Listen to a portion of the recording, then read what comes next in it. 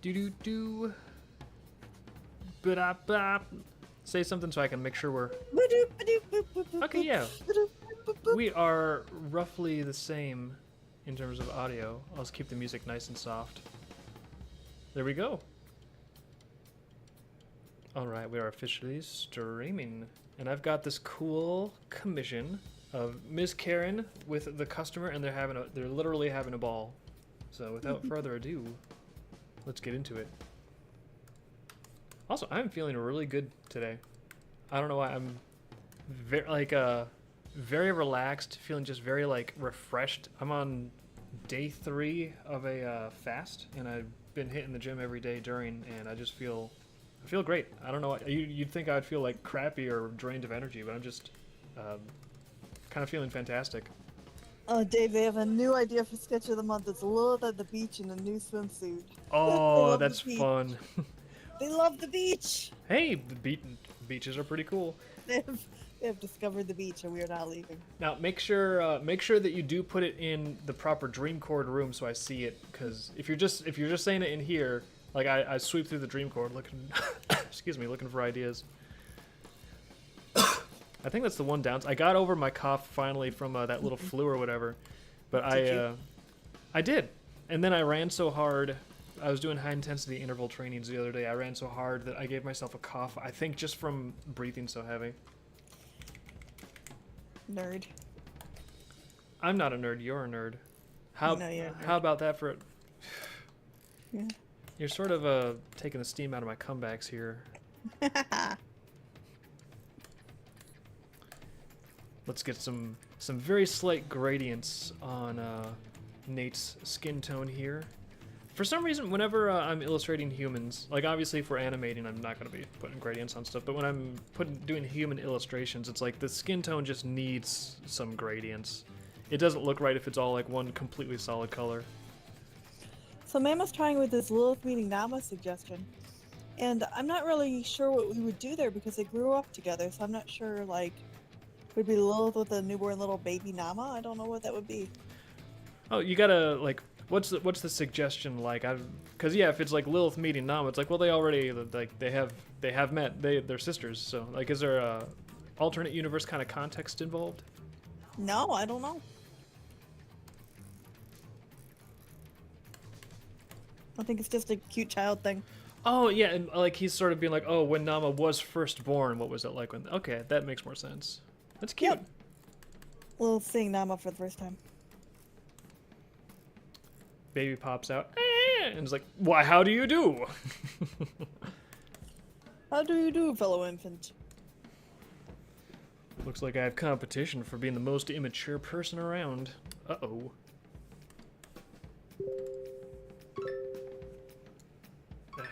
You've got beeps going off. What are you doing? I have alerts. I need to mute them. Be like, I'm not gonna be social. I'm streaming. Goodbye. Yeah, Arlos, you've been missing out. I got a microphone. I'm chilling now. Yeah, like Liz has increased her powers, which I think the way it works. I've got a very zero sum mindset. It means that my powers must be decreased. I think that's how it works. Yep. Confirmation of my worst fears. If someone else is doing better, it means I must be doing worse. You're a 2 cake mindset, huh? No, you don't. In case anyone doesn't understand, like, the 2 cakes reference, let us know and we can explain it. It's a nice little way of thinking about things. I like it a lot. Are you putting a map in that background? Yes. I thought I thought maps would be kind of cool. Oh, you can't get away from it. What's so funny about maps? Like, maps make any ballroom look classy. They make it look old world. Like, it's like, yes, we're going to possibly have a ball, and then afterwards we'll get some cigars and shot an 18th century expedition into the Arctic, and nothing will go wrong. That's... You really like to see paper sketches go digital? It, like, gives it a Disney style? Thank you. Oh, thanks. I like the way it looks, too. I mean, I know I could do, like, all digital. Occasionally I'll do an illustration totally digitally if it's, like, I don't know, if it, like, matches, like, the theme a little more or something. But generally, I really do personally like the feel of actual graphite drawings with digital color. There's just something about it that appeals to me. It's your style. It works. Or maybe I'm a stick in the mud and I don't want to learn new tricks. Oh, old Disney style. Uh-oh. Yeah. I like that newfangled Pixar. Some of the Pixar stuff looks great. Even I know people dump on Beanmouth a lot because of Steven Universe type associations, but you know, honestly, in a lot of the Pixar movies, it looks really appealing. It's cartoony. It conveys expressions really well. Is that what it's called? Is that what it's called? Bean mouth? Yeah, people call it bean mouth because like the mouth hate that. always has a smile and it's shaped like a bean. I know. Hate that. No. A lot of times it's like it's really easy to look at that and just be like, oh, bean mouth. I will check myself out of the room, thank you. But sometimes it looks good. It's like I don't want to like knock the style just because many of the things that use it are cringe, and many of the things that use it are clearly leaning on it as a crutch because they can't draw or something. However, Beanmouth is a valid style. I think it can look really good. What was that one movie called we saw? Remember where the kid was a mermaid and they were running around? Oh, Lucas. Yeah, Luca. Luca, yeah. Like I thought that movie was really good, and that used Beanmouth style. And Yeah, but it just reminds me so much of Turning Red, and it's like, why would Pixar ever like drop down to Bean Mouth style? I think that's really, really kind of demeaning for animation.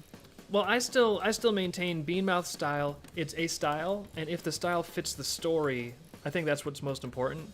But unfortunately, I do think there's a lot of content that uses Beanmouth style that has sort of made it like have more cringe associations than it strictly has to. But I'm just saying purely from an aesthetic point of view, I don't think it's an aesthetic crime. I think Beanmouth style can look perfectly appealing. Well, I mean, you have a point. I mean, like, I like it in, I think The Bad Guys does it with their human characters. Yeah, exactly. Bad Guys does it, and that movie's really fun. And I think the Beanmouth Yeah, style I like fits. that one. So I'm gonna say just because the tool has been misused, it's not a bad tool. Like a hammer's not a bad tool. If you build a house with it, fantastic. If you bludgeon someone to death with it, and it's not the hammer's fault, you know.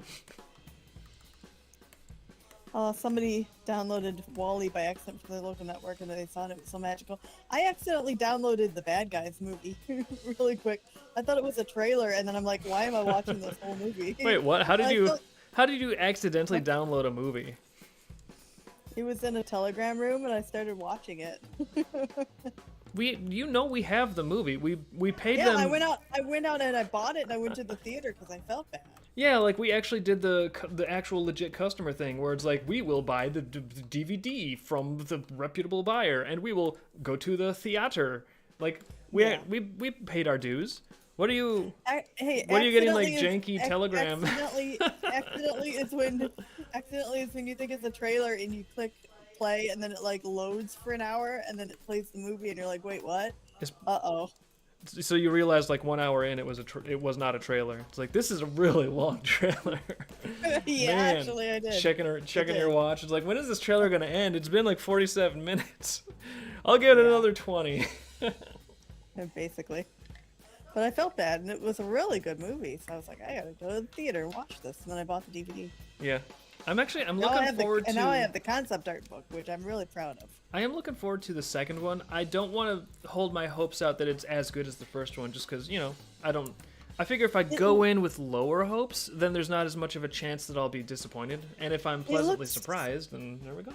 It looks so serious with space travel and the characters. I don't know. Space travel? Yeah, there's space. Why would they go to space? I don't know. See, this is successfully helping me lower my expectations, so thank you. Oh, good. Oh, good. Anyway, hey, it comes out August 1st. We should go. Yeah. Which, on that note, you need to post your Diane pictures around.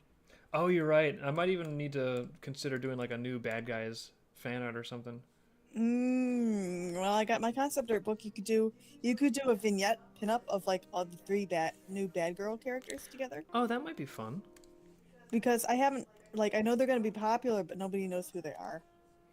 Nobody knows my name. Nobody knows who I am, and I'm in the Bad Guys movie. Do you like my singing? Yeah, you're definitely the Bad Guys movie now. You're a bad singer. You're supposed to like enhance my self-esteem. I did. I don't want honesty in this relationship. I want just pure flattery is what I'm really aiming at. Well, I gave you the best I got, honey. That was the best you got, telling me that I'm bad? He's bad. He's bad. You know, like Michael Jackson. Oh, okay. Now I can maintain my delusions. Thank you. I lie to you. I My lie to wife, you and my you know wife thinks I'm a singer, kind of like Michael Jackson. it. Yeah, you can do it. Actually, you should do. We were talking about, or what happened was, Robert mentioned the Venture Brothers and Telegram and asked if we Oh knew it. yeah. Oh, I love And I Venture was like, Brothers. oh man, we got every season and the concept art book. And I was like, Dave does a good Monarch voice. The Mighty Monarch. Thank you. I was hoping you would. There, I gave you And then we were a like, little bit of Mighty Monarch, just a bit, just a touch. I like that. And then we were saying that Hazen does a good doctor girlfriend, but I can't do it. Yeah, my pipes don't go that deep. We'd have to recruit him for that job. I know. So anyway, what's that picture behind Nate? What are you doing with Nate? The picture behind Nate. What do you? I don't know if they're asking for the explanation about this picture or the picture behind him with the arm, Oh, shoulder. well, there's a few things here. There's the first annual Two Worlds Ball sign hanging down. We got some maps just up in those little sconces areas. And then above this, these are supposed to be mirrors, and they are reflecting Nate and Karen dancing from different angles, because I thought that would be kind of cool. Because they're in a carousel? Well, they're not in a carousel, but it's just like, what if mirrors were up there, and then there was reflections? It's like, wouldn't that be cooler? Oh, And I was like, oh yeah, yeah, it would be like- cooler, so. go Team Venture for sure. Go Team Venture! Go Team Venture! Such a good show. It really is. I feel like in the early script they were really kind of like crunched for time because it just suddenly like hops in suddenly into the show. Yeah, I don't know if it was a time crunch necessarily. I feel like it may have been just Or That- like a way of writing. yeah, I feel like they were like, you know what? We think the show's going to be really fun and high energy, and we don't want to beat around the bush. We just want to like load the content up as fast as possible and get people into it. Let's go like pedal to the metal. So I think they were trying to make sure that their show, I guess, had a good debut. And I don't know, I think it worked.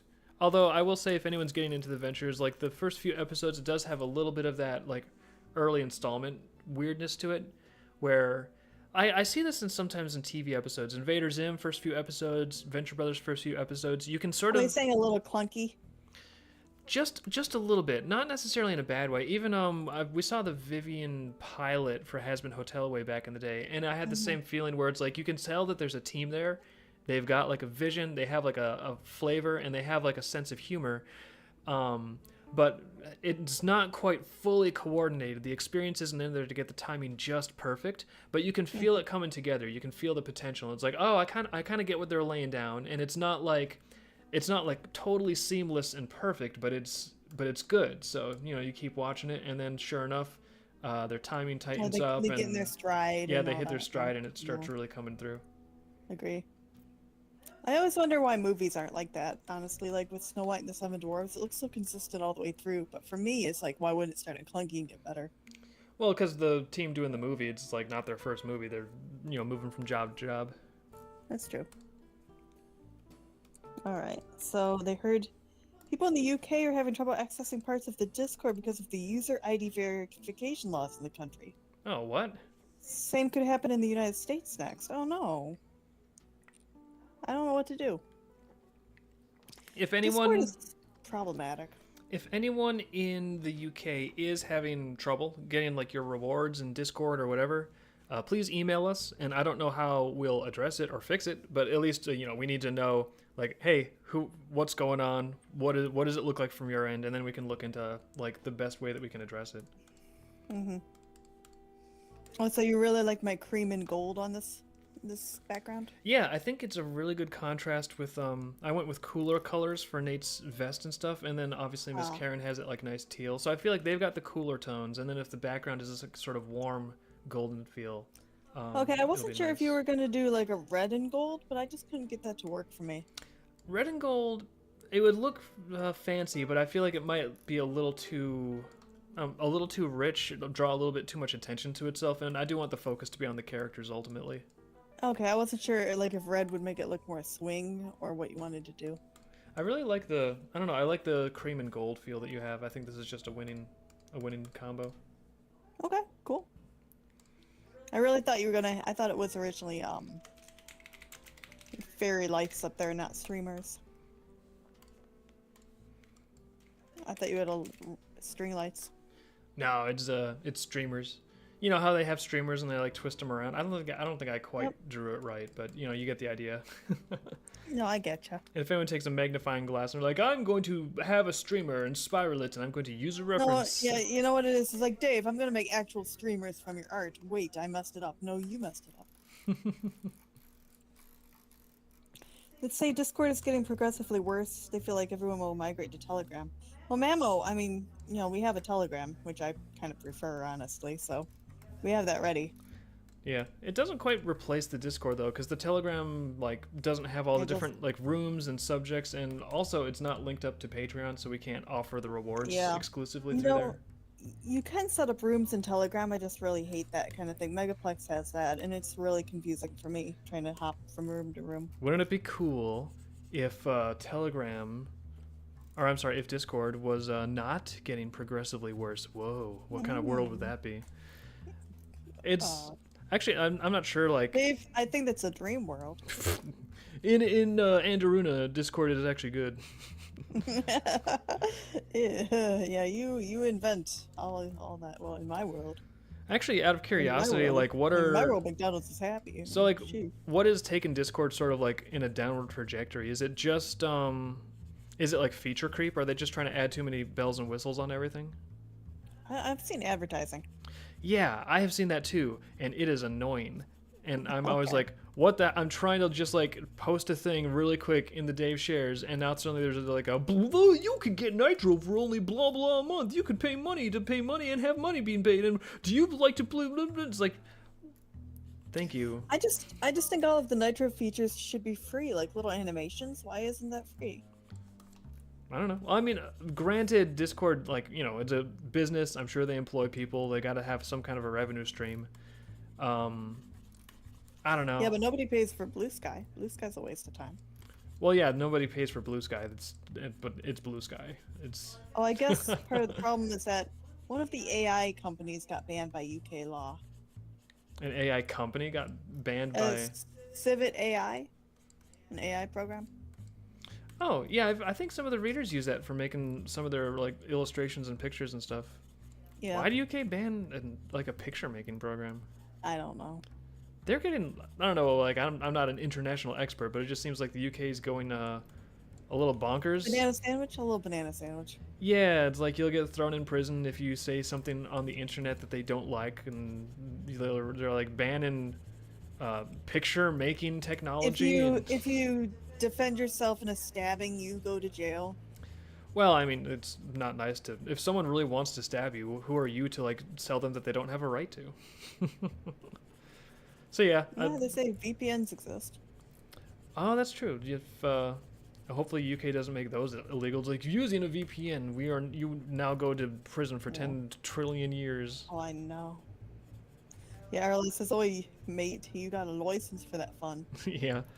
I know there was a while, was it last year? I think there was like some law that they tried dropping in Brazil that had everyone being like, hey, now we all have to use VPNs, this is dumb. And then I think they walked it back, so Brazil was able to rejoin the internet effectively. Yeah, I don't know. But I don't know what it is with these countries, like just making laws where it's like, hey, you all are using the internet. What if we, the government, could fuck that up for you? Yeah, hey, what if we ruined it? That'd be cool.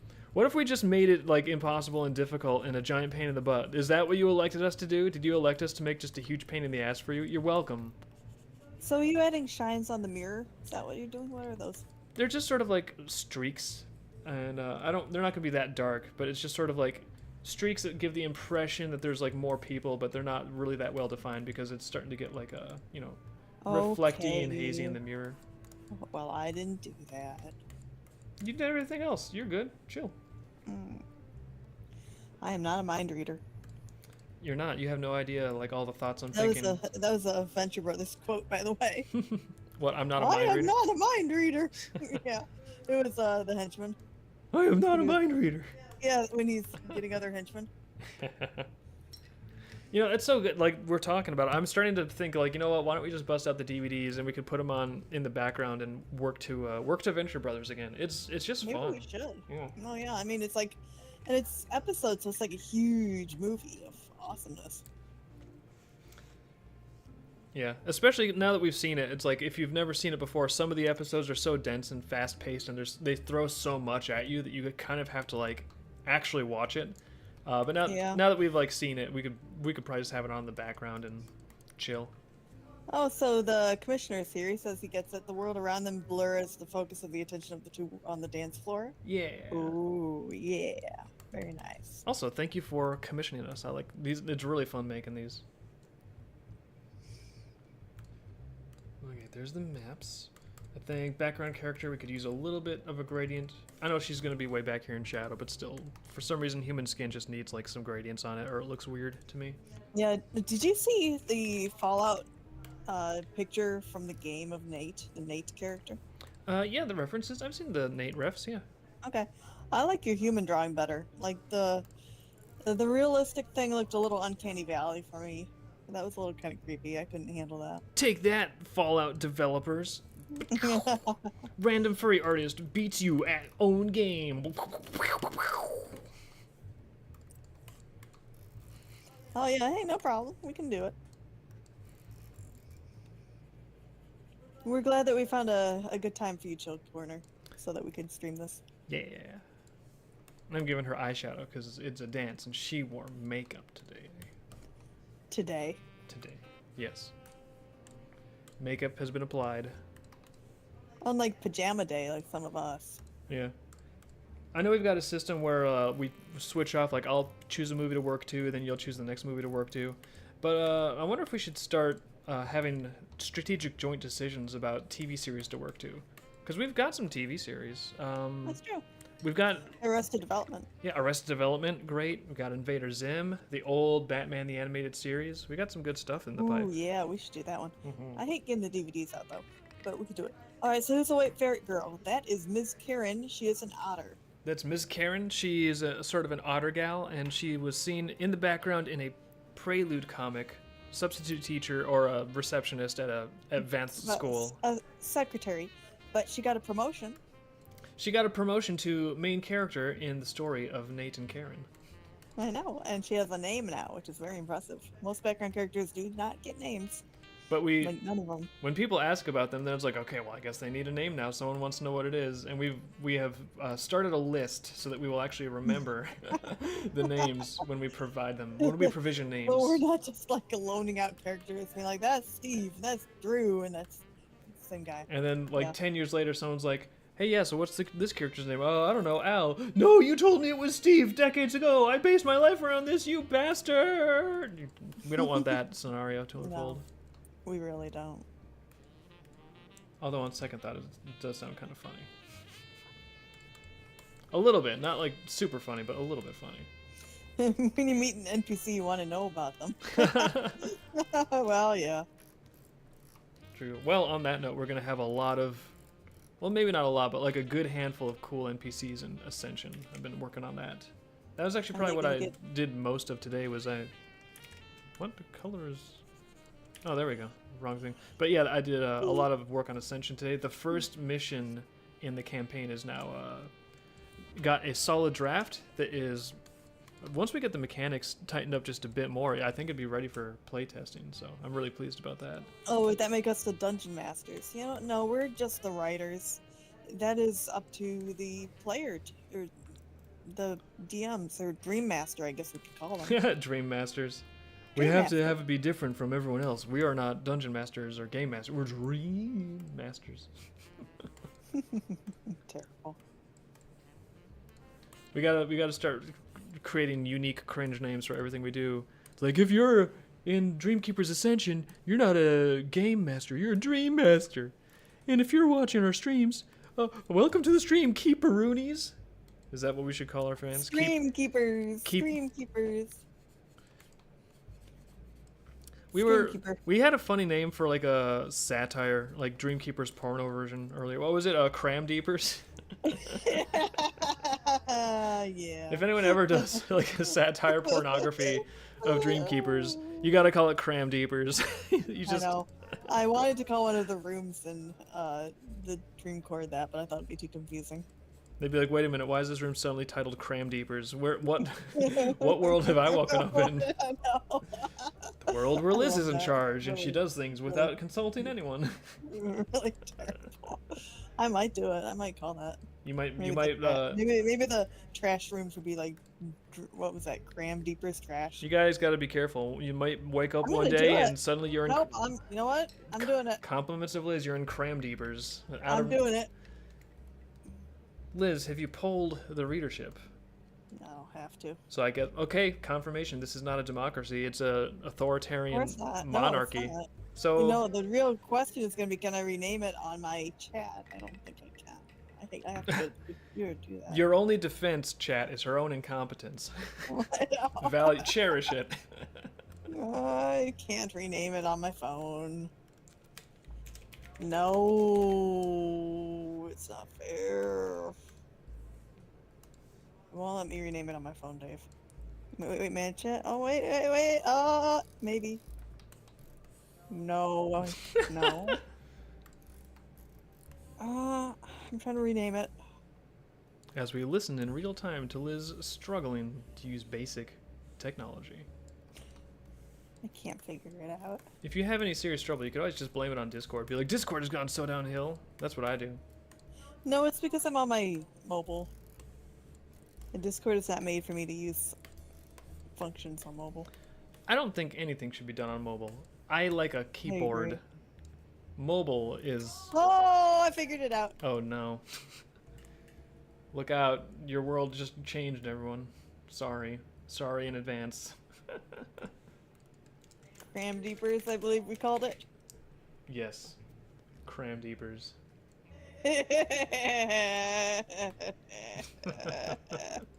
Cram Deepers trash. Cram Deepers. Cram Deepers trash. That's what we're calling that one. I'm so proud of you. I'm so proud of us. This is fantastic. Yep, I did it. I did it. You did. Okay. Cram Deepers trash. I did. I had to put that somewhere. Did you? Did you really? Yeah. What is on this layer? So- There's nothing on this layer. What? Layer 2. I You're know useless. you- Goodbye, you- layer 2. You love that layer. That's your favorite layer. Now I'm gonna make a new You want layer. So many opportunities. I so made many it's opportunities called for layer that 2 also. No, good job. I'm gonna rename it line colors You- so I don't you feel as stole dumb. my idea. So I don't feel You as dumb stole for my deleting idea. that later. What do you mean I stole my your idea. idea? I didn't steal your idea. What are you talking about? All right, so in their mind, an older Bobby and V will take over management of the orphanage from Grun in the future. Ew, that's funny. Have you seen the Volume 6 previews? Poor Bobby and V. Now they have children Bobby in the V, orphanage. congratulations. The end of your story arc is you have to manage all of these little idiots forever. Cream Deepers. Yeah, we came up with that one too. That's also good. Oh, volume 6. Oh, good. We're in the gutter now, Dave. We're in the We're in the gutter. Welcome to Gutter Stream with Dave and Liz. I think Cream Deepers. I think that might have been the name we actually do use in the Dream Cord in the not safe for work room. I don't know what that is. Oh, do we? I There's need to something keep about better cream. track. There's a cream thing. I don't know. There is cream somewhere. I'm certain of it. Yep. We got that one.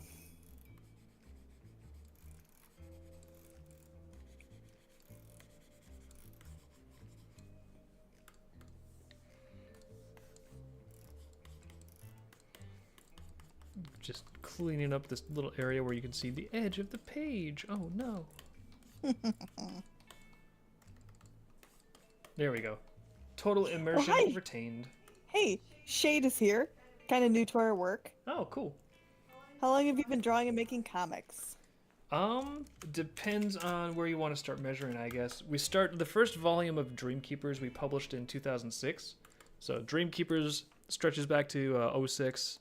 But We've before, been working on that since 04. yeah, but I mean, technically, I was when I was a kid, just sitting around in the church listening to sermons, I would make comics for fun, and I made a comic series starting when I was 12 years old. Tech War, You can talk. You can do it. kind of. Maybe all of that vigorous exercise and fasting is getting to me. But yeah, when I was 12 years old, I made a comic series, being bored in church, Tech War, which I thought it was a pretty cool story. It had You did that whole thing in graphite too. yeah, graphite. Well, the last volume was actually painted in acrylics. So I finally graduated to painting. I was able to swing it as like actually Oh man. an art project for my high school senior art class. So I was like, yes, I can just paint this comic all the time. As an assignment for school. Yep. Yep. Nerd. So anyway, was it acrylic paint? Was it acrylic paint on like computer paper? Because that's really wrinkly. Yeah, just regular 8.5 by 11 computer paper. Nothing fancy. Oh, yuck. That's why I still use computer paper to this day, but now I get a little picky about the paperweight. You really do. It's terrible. I bring home the wrong. Like he tells me what kind of weight and color value he wants this paper, and I go and I buy it for him, and I bring it home, and somehow it's the wrong one, and then I'm stuck with the wrong. Like it's like, do I take this whole thing of paper back, or do we just use the crap paper for crap projects, and he gets fancy paper? Yeah, we'll And he use gets it. his fancy paper. So we've got two different papers. Yeah, it's fine. Well, that way we can use like the cheaper paper for like mailing labels and whatever. Grocery They're lists. judging you on paperweight. Yes, he gets picky about the paperweight. Little bit. I mean, once you've had 22-pound or 24-pound paper, it's just hard to go back. See, the thing is, you don't even know what it is. You just know what you don't like. I can look on that thing and read the paperweight if I want to, but I'm busy. I'm painting. Okay, I'm well. creating art. Well, I'm it too takes a busy while to get to win arguments. in court. Well, I mean, I actually am pretty. I do feel like I'm too busy for that clown show. But Okay, so yeah, I know. So the weight of paper is not an art store thing. It's actually a computer tech thing. I think it's actually based off of like how much literally does the paper weigh, like when you have this many units of the paper. And then so it's like basically the thicker and like tougher the paper is, the heavier it is, and so it's like a higher paper weight. And Dave likes really thick, really bright white paper when he works, Yeah. to the point where he can tell by touching it. Well, when it's You can tell what paper it is by touching it, Dave. well, yeah. Well, the thinner paper, it's just especially if I'm using the eraser much, there's a risk that the paper will get crumpled and wrinkled when the erasers, go into town. So it's just easier to have the heavier weight. Plus, it just The art. feels a little nicer. I get very picky about my basic bitch printer paper. I know you do. Only the finest quality of the low quality paper. The art goblin has his needs. You see, Yeah. gotta keep him happy. Speaking of keeping David happy, guess what? What? I'm happy. Okay. Is he drawing? Yeah. I'm making little shadows and little ridges. And I got my texture. And I have some iced coffee next to me. And plus, tonight I think I'm going to break my fast. And I got the broth getting ready for that. You're not a papyrus snob. Nope. I don't know if it's 24-pound bright white, but it's something heavy. Yeah. It's just nice. Just nice paper.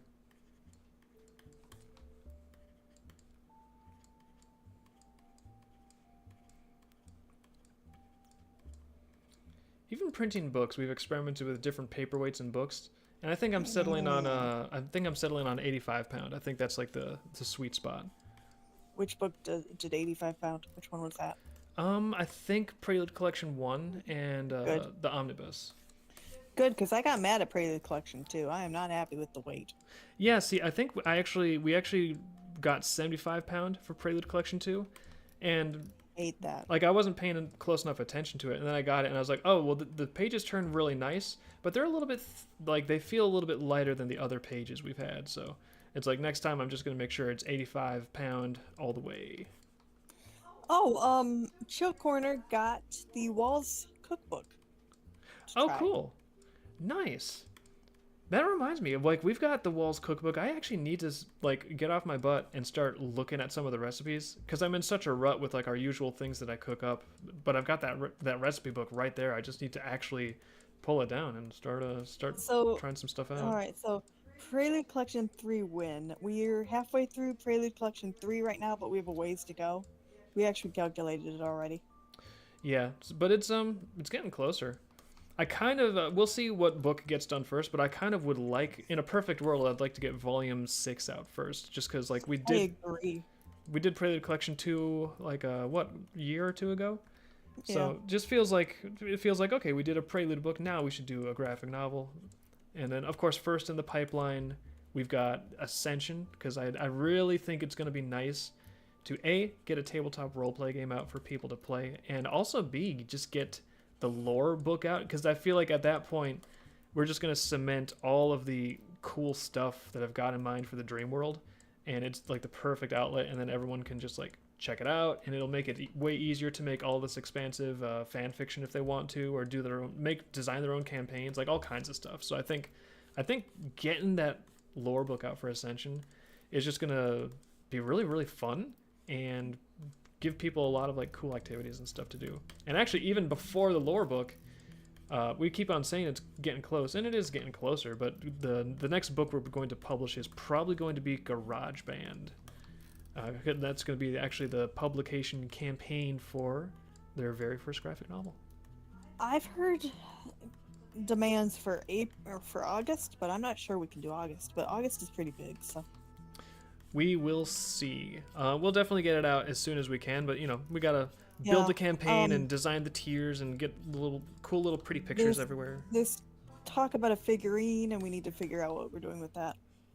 Yeah, we need to, like I said, we need to nail down like the specific rewards and tiers and all that stuff. But the book is done. Right. So, is there any estimated time of arrival for Volume 6? No, because we're still working on it, and it's going very slow, and it's going to be after the lore book is released. I know that one. Yeah. So it's going to be post Ascension. The way we actually kind of set up our timetable was we decided explicitly, Volume 6, we love the graphic novels. However, in order to do the graphic novels faster, we need to actually get a bigger audience, more support, and we need to have, frankly, the ability to consider hiring some art assistants, because then we could actually get the books out at a much faster pace. So the last couple of years, we've actually prioritized development for our games and also social media growth. So that's why the books are going a little bit slower than usual, because the master plan is to try to get Vivid rocking so hard that after that they can come out faster than ever for the rest of time. It's working, but we've got to grow our audience and grow our finances in order to outreach and hire more people to help us out. Yep. So it's a process, but like we're actually halfway there. It's going great. Halfway there. And I think getting Ascension out will be a nice little boost, and then by the time Ascension is out, I'm pretty sure the game developers are going to be having a lot of progress on Skirmish, and they'll probably be knocking at the door being like, hey Dave, how about that animation? We're ready to get like the next iteration of Skirmish out there. Yep. And I mean, there's you never know, maybe stuff will do well, maybe it won't, but it's just with video games, there's a larger chance that it might pop off, and a larger audience might come in just because there's like a really cool animated game out there. Either way, we're having a lot of fun. Oh yeah, I love it.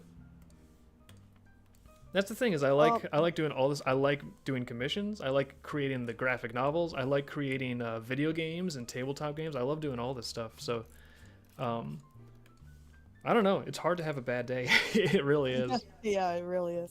All right, so tempted to suggest a sketch of the month of Bass getting his ears pulled by Lilith because he's getting caught staring at an indie pole dancing at the club. That fits the 3 character. I'd like to see the Indigo dancing and all that happen. So maybe if that goes in the sketch of the month room. Yeah, that could be fun.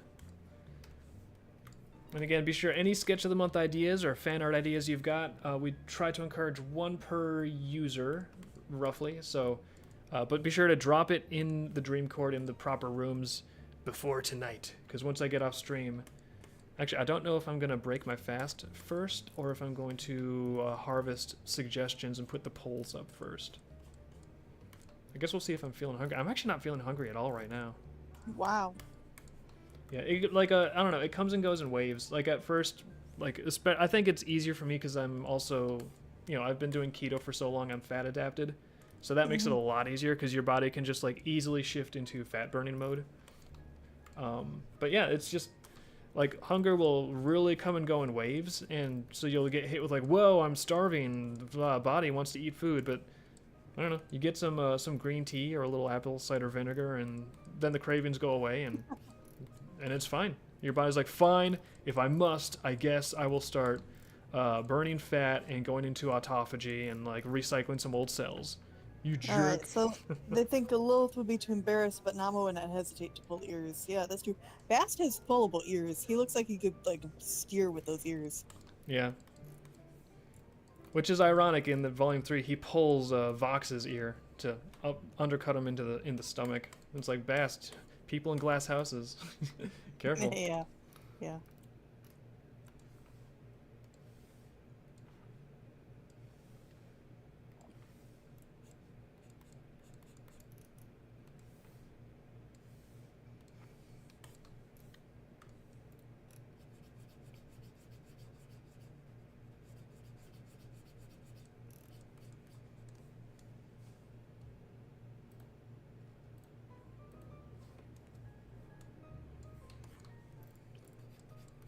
Oh, somebody broke their fast with naughty liquids and junk food. Dun dun dun. Dramatic reverb. Best 30 minutes of their life. Well, I don't think you're supposed to do that. Well, I mean, there's what you're supposed to do, and then what you feel like doing for a fun experience. Reward. Yeah, I'm not gonna deny that's probably a really fun way to break a fast. But if I was giving like serious Mick advice, which I'm not giving advice because I'm not a doctor, so I guess that's the end of that. But in terms of like what I would do okay. to break no, come on, doctors don't know fasts. Don't give me that. It's fine. Well, yeah, but I mean, like, obviously the reason everyone, like, you ever hear giving medical advice on the internet is like, now I'm not a doctor and this is not medical advice, is because otherwise, like, some person is gonna, like, I don't know, stick a Nerf dart up their nose and be like, this guy told me to do it. So you have to preface everything with, like, this is not medical advice. So it's not, but I don't know. I can say that when I break a fast, like, the way I like to do it is with broth from, like, bone soup, basically. And that's really nice because, like, if you've been fasting for more than like a couple days, the stomach is going to be like, what food, no, we don't do that, what are you doing? If you just like dump solid food in there right away, it might not go too great. But if you get some nice bone broth, warms the stomach up, and the stomach is like, wait, what broth? Okay, I guess I can handle broth. Are we eating again? Is that a thing? And then your stomach preps itself, and you know, give the broth like about 20 minutes, and then you're ready for solid food, and you can. Well, the cool thing is we found a root beer and a Coca-Cola or a cola you can have, which I'm drinking the root beer right now. Yeah, I can't believe that stuff is so good. I know, and there's 0 calories, so you can drink this on your fast. Yeah, like no sugar, no high fructose corn syrup. It's just like they sweeten it with stevia. I have it right now. Yeah. Stevia is like match. Don't they actually call it Zevia? It's like, in case you were wondering. It's stevia. Yeah, they're just like, all right, so we made pop. Instead of sugar, it uses stevia, so it's effectively like not gonna. What should we call it? Uses stevia. Think. And then one guy's like, what if we just called it like Brevia? No, that sucks. What if it was Zevia? Perfect, brilliant, amazing. Let's roll with that. All right. Drain loss breaks with eggs and boiled eggs, so brisket sandwich. Ooh, boiled egg, like protein is good. The advice that I've heard from like YouTube people that are all into fitness and stuff, the advice I've heard is that whenever you break a fast, protein, it's like the way to go. And the one thing you want to make sure not to do is you don't want to combine fat and carbs. Like if you just have fat, that's fine because your body is like burning fat anyway. So it's sort of like you're just going to burn it. If you just have carbs, I guess that's okay too. But if you have fat and carbs at the same time, your body's like, oh, carbs, that's way easier to burn. What do I do with all this fat then? Well, we were just starving, so I definitely need to store it. So the body will just like, you know, kind of like reset itself. All right. So isn't stevia like super heavy in indulcolorants? Indulcolorants? What are those? Indulcolorants. I don't know. Never heard of those before. I know they put inulin in it sometimes. That's like I Yeah, think that's bone just a broth. non-soluble fiber, so it's fine. Yeah, bone broth is the way to break it. So that's how he's breaking it. He has pork neck bones, and he also has some uh beef bones in there too. I'm very spoiled. I have all sorts of bones. The art goblin eats his meats. Honestly, the Can best you do a though, the voice? best is if You gotta we do a voice. Grinkle snarf. The best is when we get like a duck, and then you just Oh, I throw know. the whole thing in the pot, and then boom, there's bones in there. There's everything in there. Oh, Soup is we did great. that earlier Yeah, this week. We do it when we're having kind of a tight budget week, is we get a duck and then we just like eat for 6 days of duck. yeah. It's like we can turn this one duck into a week of meals. Ta-da! Mm-hmm. Just put it all in the soup Mama pot. doesn't use any sweeteners at all, and raw bitter coffee tastes good. It's true. Dave does bitter coffee. Yeah, like honestly, sometimes like in the morning I'll have my bulletproof coffee, but a lot of times I'm just in the mood for black coffee. It's nice. The older and more bitter I become, the more I crave bitter tastes. Oh, weird. Well, maybe with some butter. Ooh, coffee with milk is good too. Yeah, I have that with almond milk. That's really good.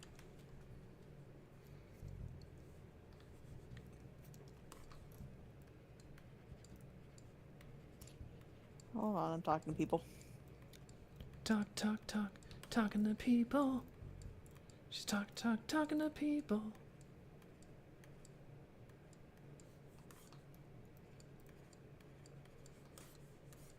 Gotta put all the little thingies on the thingies. This is just the ambient occlusion lighting layer, and then I think it'll get more fancy once I get some spotlights and stuff in there.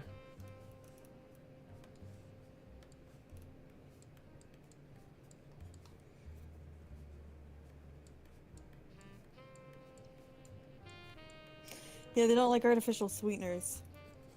Oh, Dragon Lost has eaten off the sugar. Oh dear.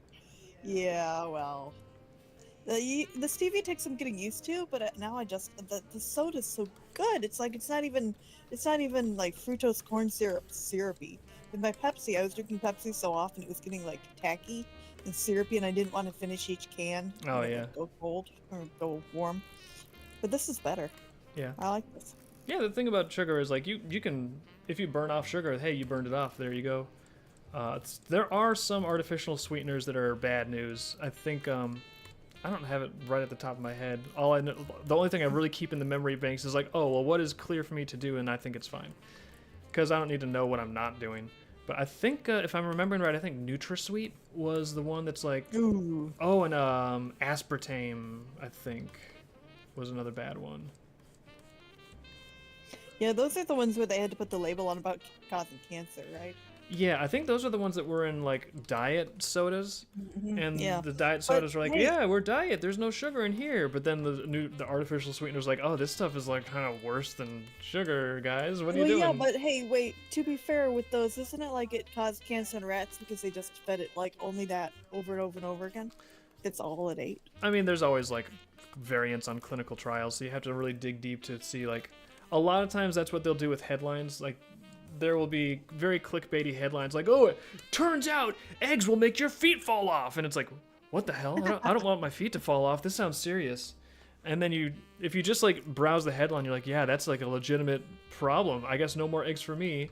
And then if you read the article, they're like, well, we had an egg launching cannon and we shot it at a rat for 17 hours straight until it exploded into pieces and its feet fell off. So technically, your feet could come off from eggs. It's possible. We did it to this rat, and it's like, that's Okay. And then suddenly you realize it's like, oh, they kind of made a clickbait headline because Yep, alright. they exploded So- a rat. There's also brown sugar, but Dave can't have brown sugar either. Why do you taste so good? I say yeah. I can't have it. I can't have it. Woohoo! Right. And that's how the song goes. With all the Diet Coke Trump drinks, like all bullshit on that causing cancer. Yeah, it doesn't make people thinner though. Diet Coke doesn't make people thinner. Doesn't it? I don't know. Funny. It is gross. Maybe that's where his powers come from. Maybe Diet Coke is like a performance enhancer. You know. Dave just crying in the background when we talk about brown sugar. Yeah. It's okay. You guys go ahead and enjoy it. I'll just live vicariously through you. Tell me about how good it is. I'll just linger in the doorway and give you looks while you eat it. It's fine. Oh, great. You've got your golden monk fruit sweetener. You can have that. That's really close. Oh yeah, monk fruit's badass. Actually, I have brown monk fruit sweetener we haven't gotten into. I think there's a brown one, and I have that, and we can make cookies out of that, but I don't know what to do with it. Really? Mhm. Well, make cookies out of it. Obviously. What's the question? What's the holdup? Cookies. Let's make cookies. Yeah. No, you wanted carrot cake. I want everything. Immediately. Well, you're fasting, that's why. That's true. Everything sounds good right now.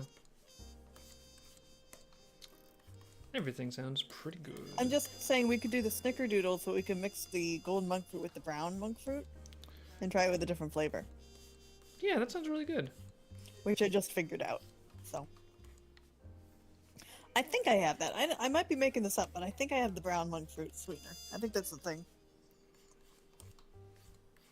I think that's a thing. Yeah, monk fruit's cool for me. Stevia's cool for me. What's another one that's like basically fine for me? Allulose. Allulose is supposed to be fine for me.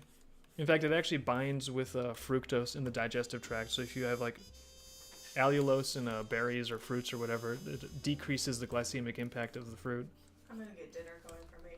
Gonna get some dinner? I got broth, if you want any.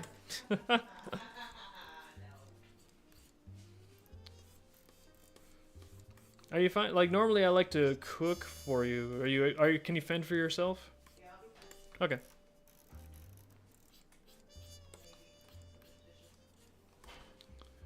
If you need Chef Supreme, just call me in, and I'll be like, no, I'm streaming.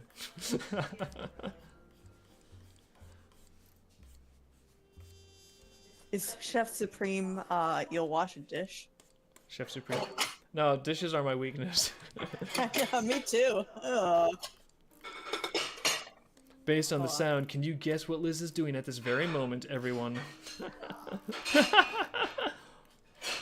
Oh, so you mute your headphones? Like, they're not gonna know that you're, like, cleaning the dishes. It's a secret.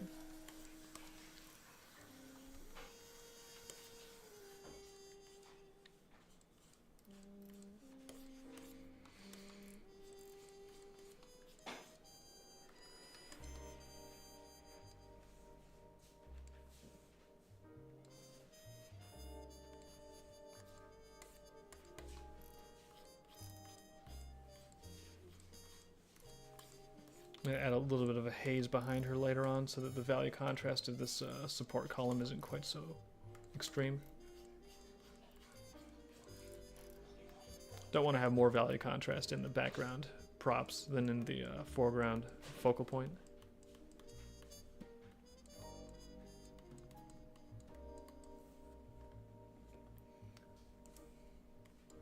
No, really, Silver. My dishwasher is broken. I have to do some stuff. We're having some issues here right now.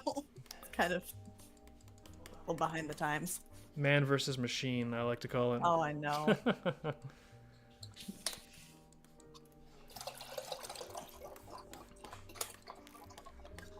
Welcome to the ASMR dishes stream. Gurgling water, clanking flatware, all the relaxing sounds of the kitchen delivered to you. It's therapeutic. It is. I'm hyping it up right now. You watch people are gonna be like, hey, that was I really got like, it struck my nostalgia when you guys were doing dishes. Could you do more of that on stream? Our career is just gonna morph into doing dishes live for an audience. No, they're asking. Okay, so we have a dishwasher, but it's broken, so we have to hand wash dishes right now. We are between dishwashers at the time. We're working it out. It's just complicated. I'm actually And considering. so what happens is it builds up, and then you're like, I need a pot, and then you dig for the one pot you need. I'm about to put you on blast on stream over our dishes policies. Prepare I would yourself. do it right now, but apparently they can hear me. Otherwise, I would seriously be washing dishes right now, Dave. You can watch it if you want to. They can handle it. They're adults. They understand that people wash dishes sometimes. You guys know, right? You've been there. You understand. No, it's fine. I just had to get a pot ready for dinner. So. Yeah. But I'm gonna viciously attack you in public over dishes. Shame me. That's yeah. not gonna get it done quicker. It's not.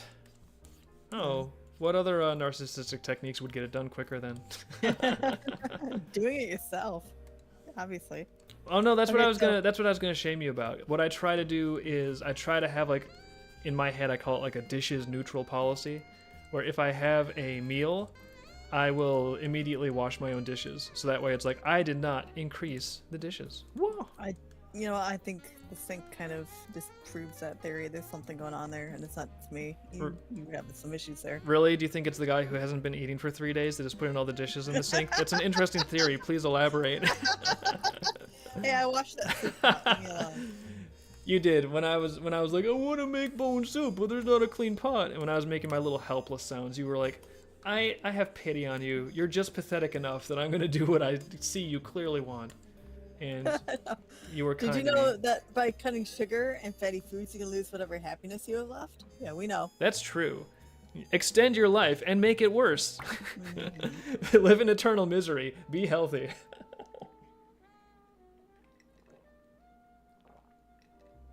They called the Tegu a Timu. I think Timu is a Dragon Lost website. has a badass dishwasher. Dragon Lost, if you want to hit us up on Telegram and let us know what kind of dishwasher you have, we might be in the No. market for a little dishwasher action. No, we're really picky about the size. It has to fit in a box, like a specific area, and I need a color. What? You care about the color of the dishwasher? Are you kidding? I do actually. I do care about the color of the dishwasher. We can just paint it. I'm pretty sure, like, we could get a spray paint, be like, on the outside. Be any color we want. No. We could paint polka dots on that thing. You'll let me do that? You won't let me do that. You won't let me paint the dishwasher. You have done a great job in the kitchen. If you wanted to paint polka dots on the dishwasher, I'd be like, you know what? I love you. This is the life I chose. Wild out. You will not let me. No, you won't let me paint the car. You won't let me paint the dishwasher. The car is different. That potentially has resale value at some point in the future. It's like an investment. The car's an investment. We're not going to resell a dishwasher. I don't think. Just slap a. I know we can't. Just slap a DK sticker on the dishwasher. Problem solved. No, I have these tropical prints that have magnets on it, and they're magnetized on the dishwasher for decor. Yeah, see? I let you put that shit on there. You can put polka dots on there. I don't care.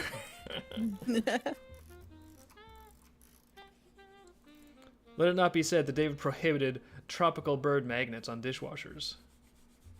No, but it has to be the right color to match my magnets. Well, I'm not saying pick a bad color, obviously. That's not what I'm saying. I'm just saying it comes in white and it comes in silver, and I want white because silver doesn't match the kitchen. Excuse me. It was a randomly timed yawn. It wasn't because of your topic. I'm sorry.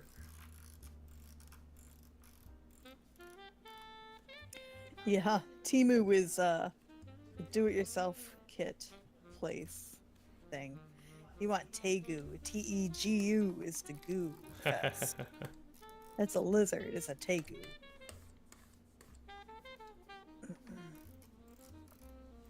Acrylic paint and rhinestones for decorating your toilet. That sounds badass.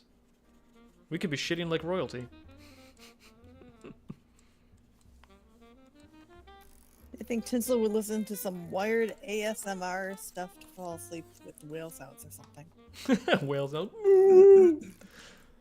I don't know, like, I could see falling asleep to, like, thunderstorm sounds or, like, gentle rain or something, or, like, even white noise.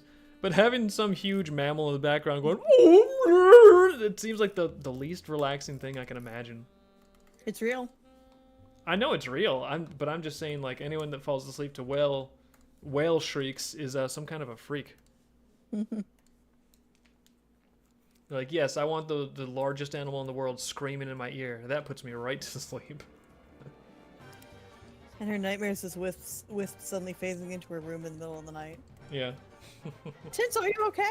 I heard whale sounds. Wisp is she has the combination of being able to enter any room very rapidly and terrible sense of other people's privacy. It's not a good combo. This lo-fi kitten strangling the study to fall asleep too. You know, it's funny. Nobody ever goes with children crying. Yeah, why is that? Yeah. This is coming along nice. I know it's not exciting to look at all the zoomed in scribbling on the background, but background's looking pretty good. Let me save this. I'm gonna take a quick rest stop and be back in just a minute. So, back in a minute. Yep.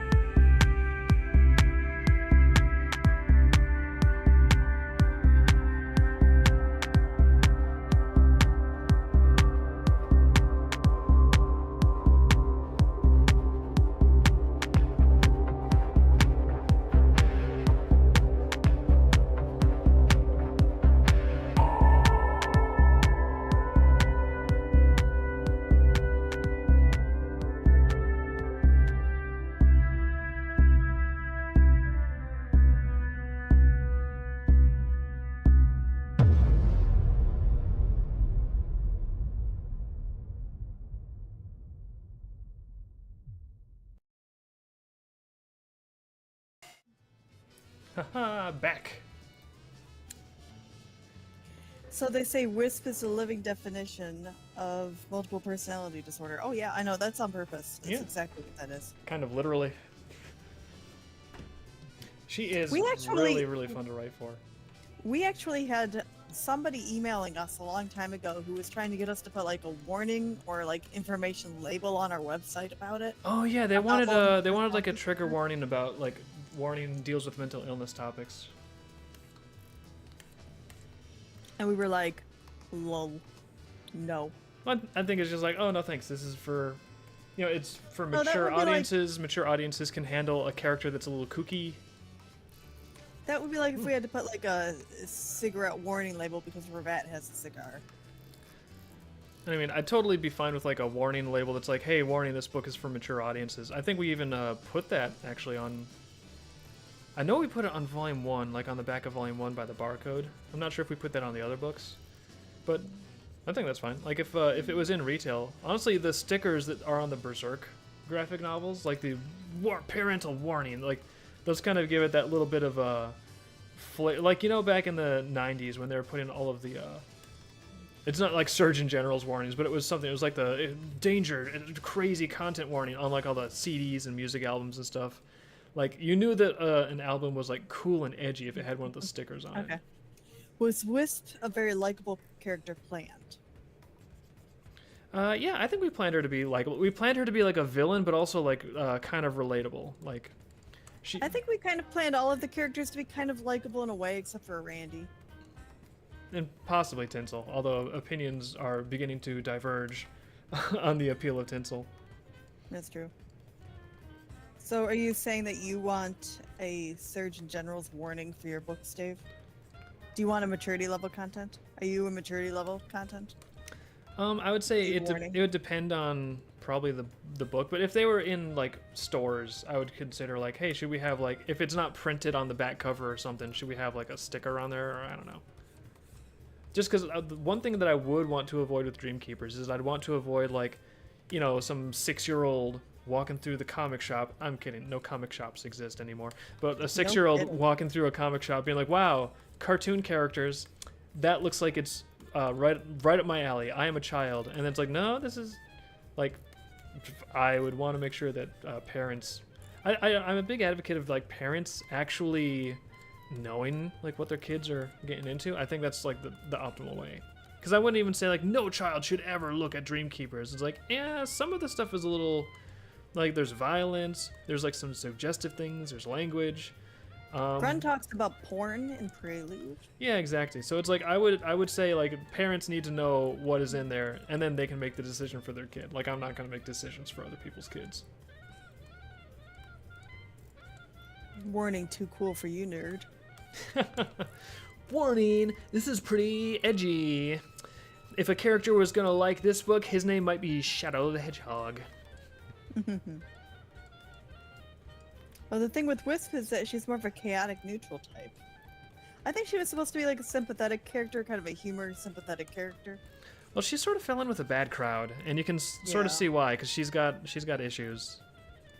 She has a lot of insecurity issues, and so obviously there's people out there that will exploit that sort of thing, and that's exactly what happened.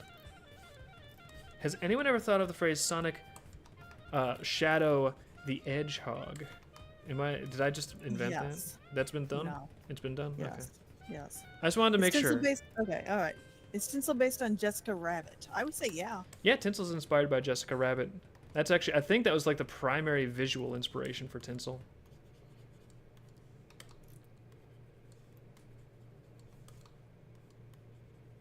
Except Tinsel hates kids. Oh, do you use a light table for cleanup? I used to. Now when I do animation, I just do it in Blender. So it's the animation I have succumbed and shifted to all digital stuff. But back in the day, like I would actually set up, even like, there was even a time before I had a light table, and it's like we just did it where it's like, okay, I need a light table. I can't afford one at all. Time to improvise. So we got a fish tank, an aquarium, turned it upside down. I stuck a flashlight in there. Boom, light table. So, yep. I know. That was so fun. By comparison, we sit on the floor. We just like line up pages and start drawing. Yeah. By comparison, honestly, like the onion skinning in Clip Studio and Blender is like, it just makes it so much easier. So much easier to get like nuanced motion on characters because, you know, paper and pencil was fun, but it was also very difficult to get things accurate, especially because the peg bar I had was like kind of a shitty peg bar. Well, yeah, and then the thing is you have to scan it in the computer and then line it up again. Yeah, that was the other thing, is like I also had like a low quality affordable scanner. So anytime you scanned it, there's like every scan was going to be like a millimeter off here, a millimeter off there, so you'd have to go and like readjust it in Photoshop to like try to line it back up. I even at some point I developed a tactic for when I was drawing items on my like improvised light table. I would actually draw little X's at a specific point on every page and line it up on the different frames, because that would make it faster to reconfigure in Photoshop later on. Because at that point I just turned the layers on multiply, and it's like, oh, I know what I got to do. I just got to line up these X's, and then I would nudge the layers until the X's all lined up, and then there we go, ready for color. Yep. We have all those files too. We have all of your scanned in papers. Yeah, that might be a fun art attack sometime. Although I feel like the files, you'd have to have the whole file to download, because individual animation frames are no fun generally. Well, first of all, not an art attack. It's been an artifact. Oh yeah, artifact. I'm sorry. People don't actually want like a frame by frame by frame Nama running over and over again for a week. That's crazy.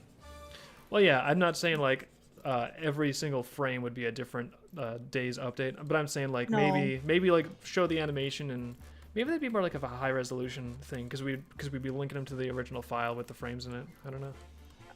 I've done that, but I break it down and show them like once in a while a frame. Okay, it sounds like you're on top of it then. Yep. This has got it covered. Delivering cool stuff to you guys. Yep. Because we've done a lot of fun stuff, and we're gonna do a lot more fun stuff, but gotta show it to people. Otherwise, what's the point?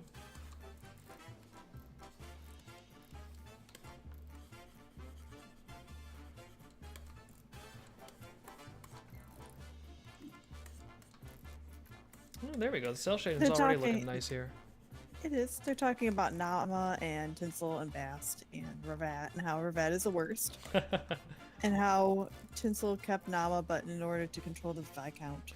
Yeah, Tinsel's motives were not precisely pure. She's not winning Mother of the Year award anytime soon. Everybody hates Ravat, Dave. Everybody hates Ravat? But he's so laid back. Why would they hate him?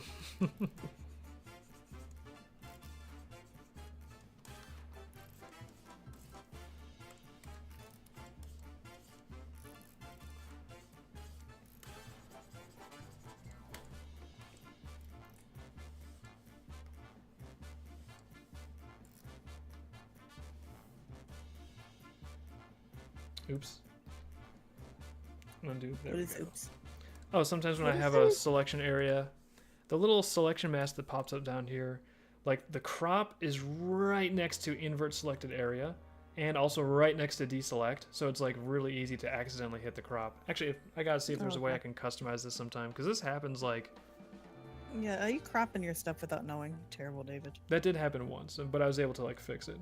But if Yeah. if I can look at their interface, if there's a way to move this crop thing way over to the right, because I never use, what even is this? Selection launcher settings. Oh really? Maybe I can fix my problem right now. On air. Menu commands. Pop-up palettes. Display hide pop-up.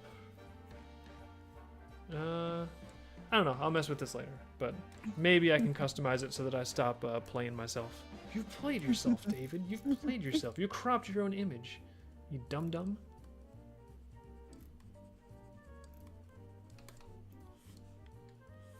Oh, they say we're good at making easy to like and easy to hate characters. Oh, thank you. I will consider that high praise.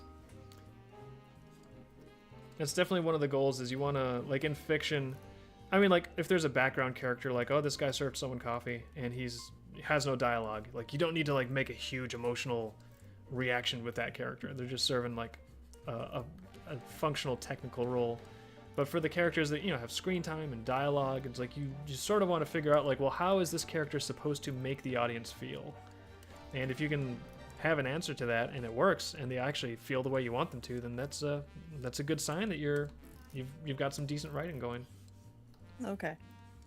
So wasn't Ravat the one who did the stadium massacre with the rot power? That was a rot power, wasn't it, Dave?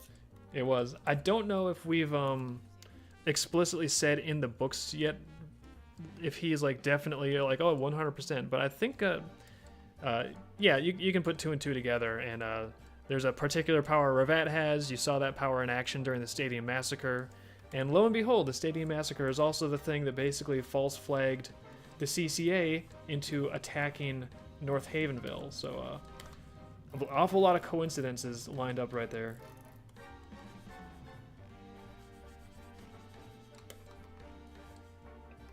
I know a lot of our characters kind of have similar names. There's Ravat, there's Randy, there's Whisk, there's Whip. But I just can't help it. Those are the characters' names. I couldn't, like with Whip and Wisp, I just couldn't have it any other way. I do So like that's what those. they are. I do like those names, but admittedly, we did make like a minefield for readers. It's like, look out, whips, and they're like, which one? I was skimming. I don't know what's happening. The names are only a letter apart, you bastards. Maybe you just can't handle Dreamkeeper's tier writing. You got to be on your toes. There's gonna be names that are really close to each other, but you just gotta It's level either your up. favorite character or it's your hated character. Is it my responsibility to make it easy to read, or is it your responsibility to step up and do It's the okay. work? No, it's okay. It's okay. It's okay, because all the blue floating ones have the same name, and then all of the evil rat bastards have the same name. Yeah, we kind of did that, didn't we? I don't think that was on purpose. That just sort of happened. There's something childlike in my mind where when I see a blue floating thing, I go, whoa, weh. Whiff, whiff, whiff, whiff. Whiff. That's what you say when you see something fly that's blue is whiff. I mean, And then you honestly, make it whiff. maybe I'll find out someday. I can't recall ever seeing a blue flying thing in my life before, so that's in the future. We'll find out what David says. Oh, I've gotta throw something at your head now, so you go whiff. Excuse me, no, this is not an invitation for spousal abuse.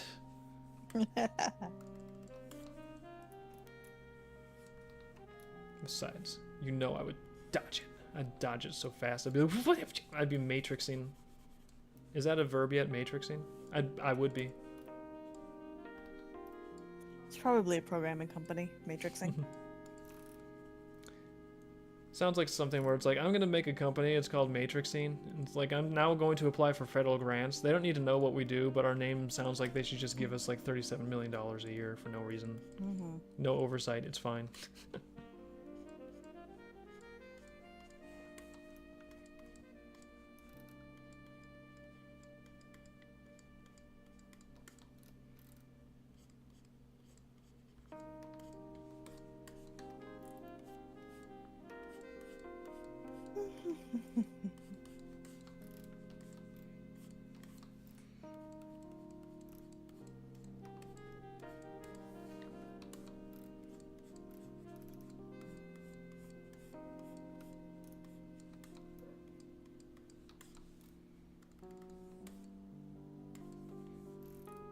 The hate Ravat, Dave.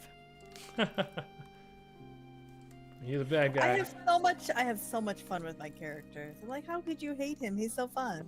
It's because I get to write for him and think about like, what would Ravat do today? And everybody just has to put up with it. So I'm sorry. Well, I also think that to a degree, like, even when you're writing for a villain, you have to understand that all of the characters, like, well, I guess they don't all love themselves, but at there's some level at least, even if they subconsciously actually hate themselves, there's some level where they tell themselves, yeah, I'm doing something that I think is justified. I think I'm in the right, and most of them are like, yeah, and I think what I do is totally valid based on like my life and the things I've seen and what's happened to me. So when you write for characters from that standpoint, where you're trying to understand why they are the way that they are, it's a little bit harder to hate them, I think, because you understand them. Okay, so are there any good ghost stories in the DK lore? I'm sure there are ghost stories that they have cooked up. I don't know of any offhand. But I mean, they tell each other stuff around the campfire. Mace thinks they're ghosts. We don't know of any offhand yet. Oh, uh-oh. I haven't read it. I mean, we're making a lore book. That's part of what we want to do, is like add some stuff like this in there. So we have cool stuff in there. True. I have to read up on what you wrote lately. There was a lot of it. You've just been busy typing away. Yeah, I've been busy typing away. That's been. I leave you on the porch, and I come back, and you're just like having a good time out there. And you're actually getting stuff done, which is kind of impressive. Yeah. Well, I mean, the Lost Sun campaign isn't just gonna like write itself. Someone's gotta get all the stuff sequenced and put the descriptions in there, and like the little text boxes you can read and all that fun stuff. I just don't know any of it. You know what? If it's not in book form, cool, because I just don't know what to do. Well, that's why we're putting it in book form. Okay. Well, no, you know what I mean. I mean the formatting. Yeah. And what to expect from a roleplay game, because I don't roleplay game. We played a little bit, so I have an idea, but I'm not really too up to stuff on, like, Dream Master or whatever you want to call it. Well, that's actually good. Crimson Places sound good. Nice. Well, that's why like the part of the intro section to the core rulebook sort of explains, like, you know, for people that are not like I'm a 9th level dungeon master and I have been doing this game for 97,000 years, you know, for people that are kind of new to it, it just explains it really basically, hey, here's kind of what a roleplay game is, here's how it works, and here's how you can get into it. So it's just should be compatible for people at, I think, at kind of all experience levels of roleplay games. It's not going to be the most complicated roleplay game out there, or like the most simple one, but I think we introduced the concepts enough that even someone totally new to roleplay could easily get into it.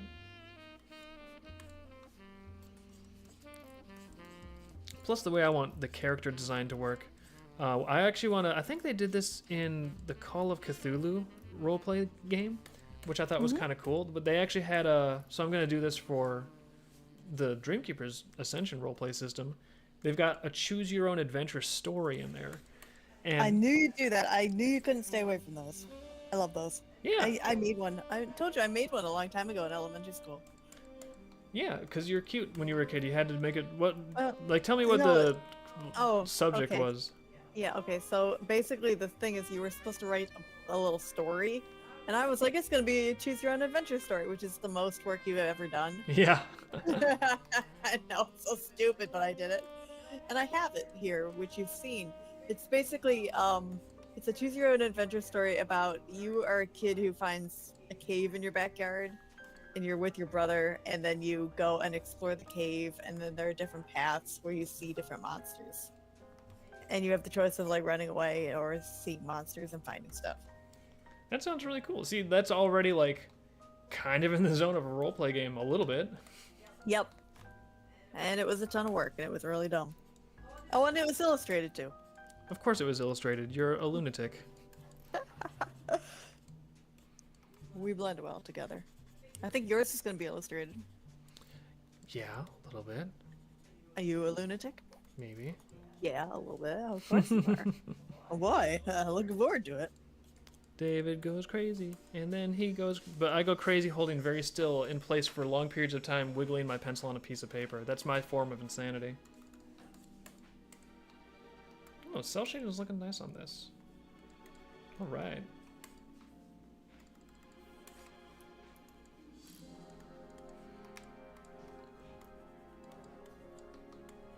Can I talk to you about fish?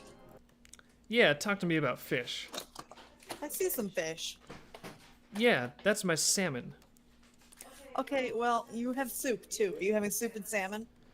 I'm breaking the fast with bone broth, and then after the bone broth has been in my stomach for 20 minutes, I will be ready for salmon.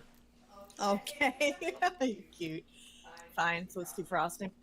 Yeah, it's defrosting just so it'll cook a little faster when the time comes. All right, fine. See how it's gonna be. Why, did you want salmon? I'll make some for you too. No, I don't want salmon. I'm making my own food. Why don't you want salmon? I'm tired of salmon. It's your salmon. Okay.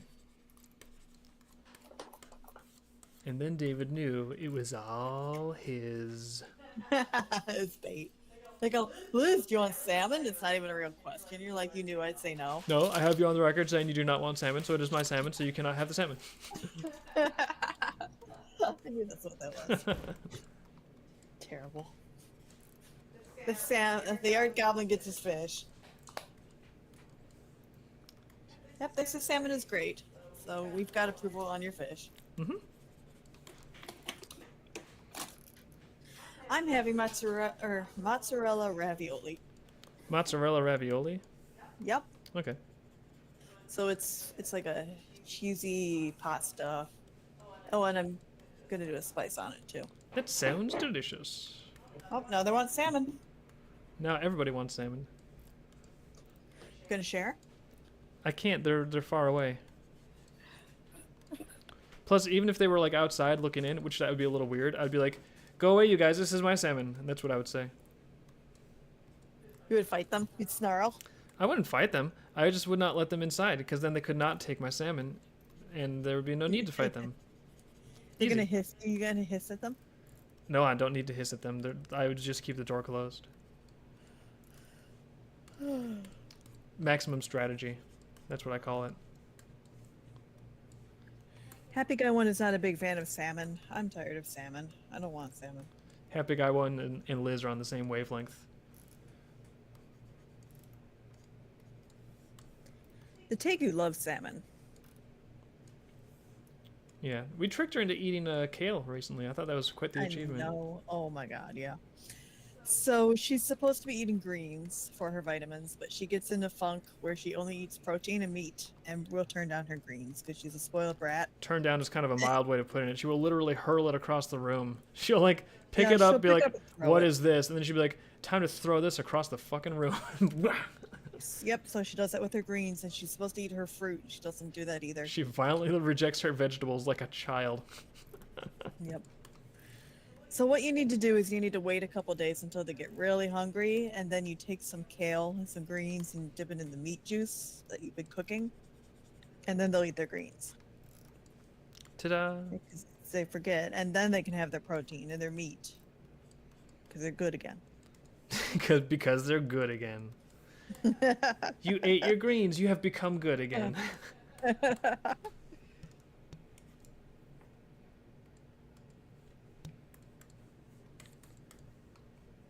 All right. You know, this could actually be data scroll screens if they're not mirrors. It could be, but I like mirrors. You're not going to finish this one today. Probably not, but I'm gonna get pretty close. You've got like a half hour. Half hour until soup. Yeah. And then we gotta harvest ideas for sketch of the month and fan art for August. Yep. Have you looked in there yet? Are there any like things where you're like, oh, we definitely want this one on the poll, or? No, but I don't look in until it's time to harvest.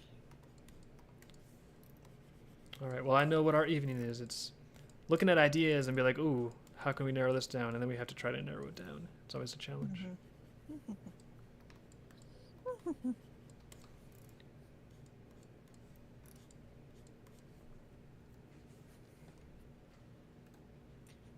Oh, Dave, they want to see a gator chuck greens across the room. It's not a gator. The gator would eat the greens. Yeah. Well, Chomps is a Tegu. She can chuck the greens across the room.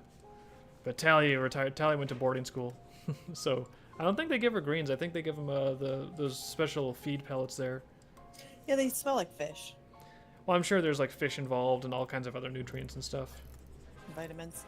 Yeah, but no, an alligator would not throw food. An alligator would eat the food right away. They cannot throw food. They're basically like walking garbage disposals. They really are. She ate inanimate, or not inanimate, like she ate plastic or something one time. I don't know what she did. She ate something she wasn't supposed to. Well, it could fit. You were really good about it, but I forgot. She ate something. Yeah, because it could fit inside of her head, and so in it went.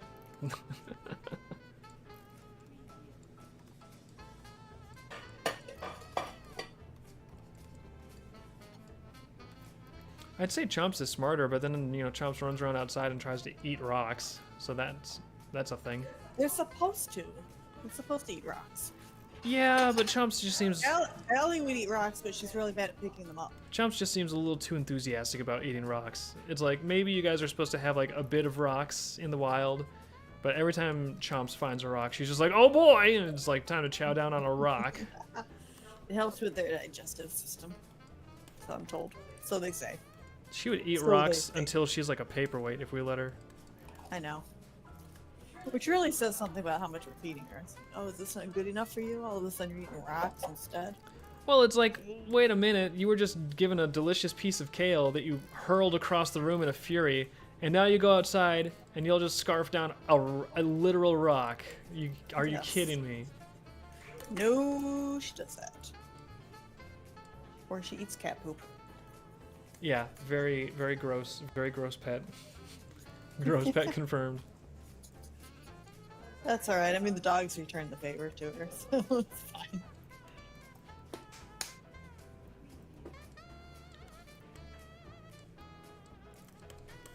And the circle of life continues. I know, it's so nasty. It's so funny.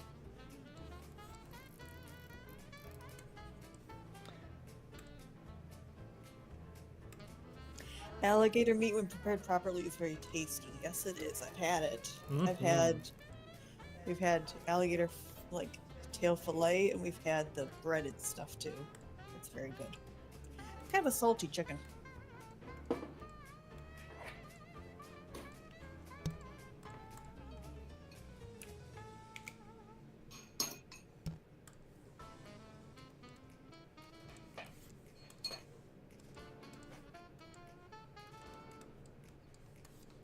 For being in a safe environment, she feels too enthusiastic about her survival instincts. Well, her idea of hunting is to walk around saying, "Look at me, look at me, look at me. Oh, I found food," because you feed it to her. Yeah, her idea of hunting is to walk around, tasting And our be feet presented. until a plate appears with food on it, and she thinks that is a Yep. successful hunt. I know. That's how we do.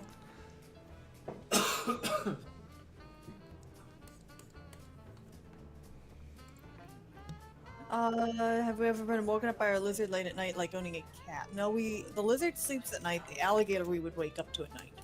Yeah, Tally would get active. She'd be draining the bathtub and then jumping out of the bathtub and then jumping back in the bathtub and being surprised that there was no water in there. She had activities. All right, so it depends on where you're located in America to own an alligator. In Ohio, it was legal when we bought her, and then it became illegal, so we moved to Michigan for that reason. It's illegal in Florida, but you can own them in Pennsylvania. It gets really funny, depending on where you live. Yeah. I've heard you can own crocodiles in parts of Australia. Yeah, it really is. It depends on the area. So, of course, if you're ever going to get a pet, know your local laws and stuff. But the Ohio tale, I thought that was pretty interesting, just the way that unfolded. I'm not sure if you guys have heard the story before of what was the town called? Where they had the wild animals running loose and like Zanesville. Zanesville. Yeah, if you can look up like the Zanesville, like Incident. the Zanesville incident, the Zanesville animal massacre, effectively. Oh God, terrible. But that is what prompted the change of laws, because of course, It happened overnight too. That was really fast. yeah, as soon as the Zanesville incident happened, the politicians were like, "What? This guy had lions and tigers and bears, literally." And then he let them all loose by an elementary school. And police had to go out there with M16s and go on a freaking safari in the middle of Ohio. That's a Kill thing them that can all. happen. All right, so we're going to make some laws and we're going to ban iguanas. Oh, that's exactly what they did. And that's exactly what they did. They're like, lions and tigers and bears, let's ban those. And also, every other animal on the planet that is not a cat or a dog. So suddenly we were like, oh, we got this animal when it was legal. Now it's not. Well, I guess we can get it grandfathered in, right? And you can get it grandfathered in. But, you see, you can't really get it grandfathered in. Nope, because if you report yourself, they'll keep you on a list and then they'll change their mind and come after you. We kind of got the message loud and clear. So what we did is initially we're like, okay, let's just completely play by the rules. We're going to contact them and be like, hey, we had our pet from forever. Let's get grandfathered in. So let's make sure everything's like spick and span. And you can, oh, you want to inspect our place and make sure we have a good setup? Well, we do. So yeah, come on over and inspect it. It's fine. But we realized that the whole, inspection, like it was basically like total bullshit. They were just going to look for any excuse to take your pet away from you. And even the inspector was so pissed at the end when everything we had was perfect, and he just was like glowering. He's like, well, I was like, so is there any problem? Is there anything wrong? Do we miss any of the checkboxes? He's like, no, but we'll be back. We'll be back later. And it's like, why? We got everything right. This is a flawless setup. We even got the little signed things from all the neighbors that you guys made us get, where the neighbors are like, yeah, we're cool with them having a pet. It's fine. And you still are determined to come back. And I think it's because they spent like $10 trillion on this concentration camp for animals.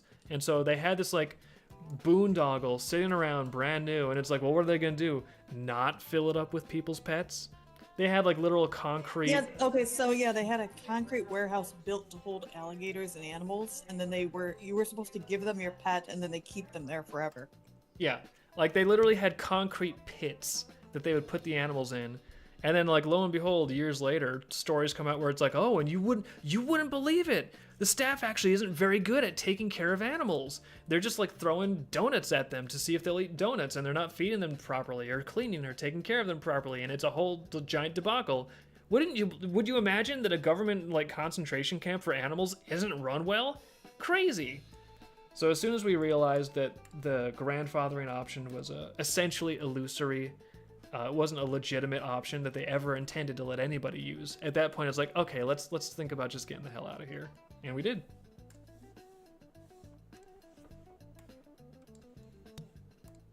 And that's why we opened the big commission queue in order to fund leaving Ohio, which we're still working on today. No, that's not accurate. The big commission queue was 2011. I think you're getting your Oh, that causation was. wrong. And then we left Ohio like Really? 2013. Oh, no, I thought we did Big Commission Cube because we were moving out of Ohio. Nope, unrelated actually. Really? Oh, I always thought that. No, That's why I did it. What? No, it's not. It's like you're literally time traveling in your head. That doesn't work that way. Time Okay. doesn't work that way, Liz. I'm sorry.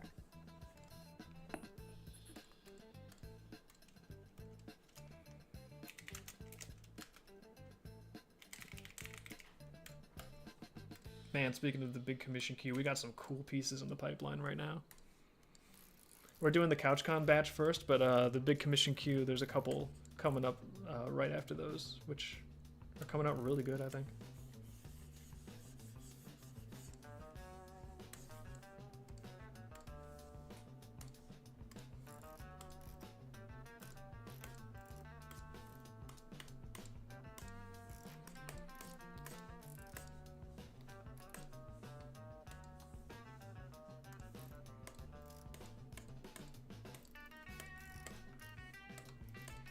I think we'll make these characters generally lighter, so I don't want to brighten the background up too much. I want to make sure we have some nice value contrast still in effect there.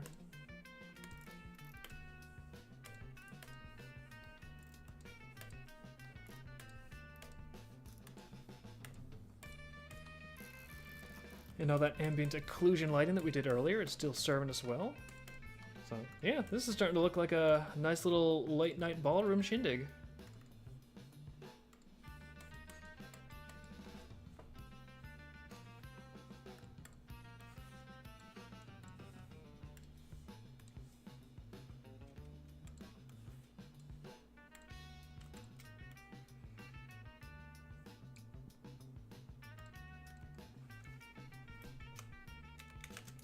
Let's get some mid-ground highlights in there.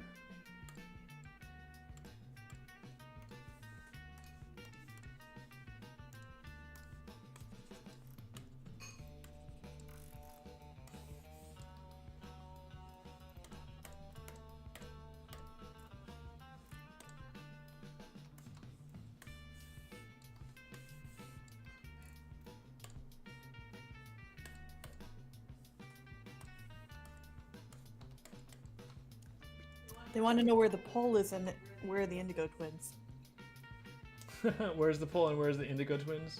And this illustration, directly behind the camera, I guess? I don't know. Oh, okay. Are tail injuries a problem in the Dreamkeepers universe? I think so. Oh, definitely, yeah. I think that's a common complaint in hospitals, is people coming in who have had their tail slammed in a door. Oh, no, I stepped on. I mean, people slam their arms and legs in doors sometimes, so you know with tails and ears, it's going to be like a holocaust of injuries. It's terrible. Not laughing, you're laughing. What are you talking about? You guys heard her laughing, right? That's not my laugh. That is not my laugh. How about sleeping on your tail? I think most people can handle it, but you know, especially if a Dreamkeeper has not been taking care of themselves and they're getting like up into their upper 30s or something, they might wake up and be like, I destroyed my tail. Because, I mean, that's a thing that happens to people. They get older, joints start getting weird, and then one day they wake up and it's like, wow, my neck. Somehow, the soft, comforting, pillowy blankets and pillows, they have conspired to cause me a severe injury. I have woken up and my neck is a train wreck. How did I do this, being motionless horizontally?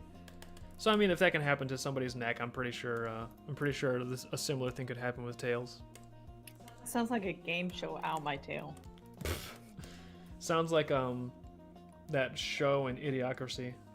Yep, Ow My Balls, except it's Ow My Tail. We've got Idiocracy. I want to watch that sometime, but like honestly, like reality is getting so close to it that it's like I have a friend who will not watch Idiocracy because they're like, no, this is too similar, it's scary. Yeah, like it was funny 10 years ago, and now it's like, yeah, pretty much. God damn it. So how would the chair situation work with the tails? If you've noticed, we've actually designed chairs to work. Yeah, chairs, all of the chairs in Dreamkeepers, at least most of the ones that I illustrate, they've got open backs. So it's like there's going to be like effectively a big curving negative space in the back of the chair. So Dreamkeepers with tails can sit down and it's not a big issue.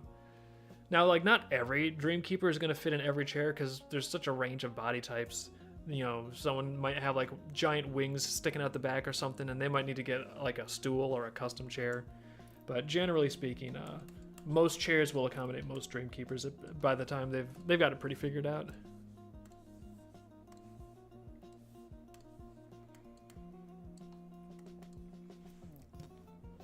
All right, this is looking pretty good. I just want to put another layer of pizzazz on here. Obviously, I'm going to be toning down the mirrors a little bit and adding some gleams. There's going to be some hazes in the background, and I think rim lighting on the characters is going to be the finale, the nice finishing touch. Hey, you're kind of going for like a night sky kind of look with that, the blue and the yellow. Yeah, I thought like having a little bit of a deeper blue in the mirrors might help set them off a little bit, make them look cool. Yeah, I'm just figuring out what do I want to do first. Mirrors, rim lights, hazes, overlay. I think I'm going to get into the mirrors a little bit.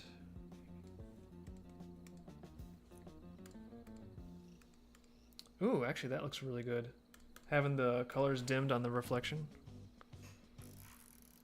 Let me go ahead and take out 100% of the colors.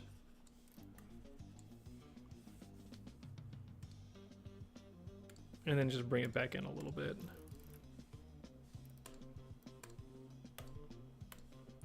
Yeah, especially when I add some gleams on the mirrors, I think that'll translate pretty well.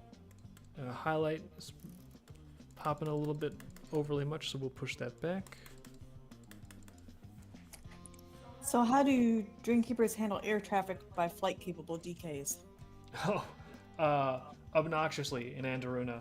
In Andaruna, you have to complete like this really elaborate flight training course, and you have to be certified. And then if you're certified, you have to pay the government a lot of money to maintain a license to fly. And even then, you actually have to like register flight plans, and there's like pre-approved areas where you can fly, and most areas you can't fly. So it's kind of like trademark Andaruna.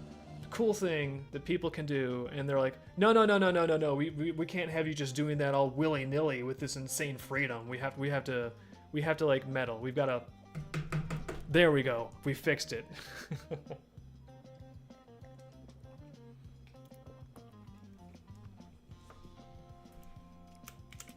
But you know, if you're not an Andaruna, you can fly. If you can fly, you can fly. I mean, you can fly in Andaruna too. It's just that if you get caught, you're gonna get in trouble. It's not like as bad as a powers violation. They're not gonna permanently banish you or anything. But I mean, they can fine you. They can do the like, you know, typical getting in trouble with government stuff. Pay me money. You broke the law. I saw you fly. Yeah, I saw you fly. Now you're gonna have to open up that checkbook. It's gonna make the world a better place if you pay us for you accidentally having a little too much freedom there. Exactly. Okay, so with Vance's eyes, we just decided to do a no pupil look because her face was getting really too complex with pupils. I also So we like thought we'd simplify it. I like having a little variety too. I like sometimes the characters have pupils for eyes, like most of the time, but then sometimes you get a character where the eye is just like a solid sort of opaque color.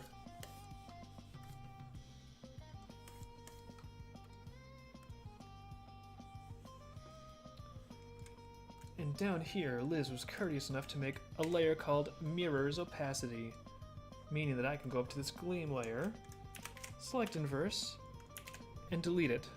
Ah, perfect. Nope, let me select the characters and delete that area too. Or at least the background character, the foreground characters here. There we go. The gleam is not in Nate's hair. That would be weird. Now we mask it off. Let's go ahead and make it totally not there. And then we take a nice fuzzy brush and ooh, we start to bring it back in a little bit.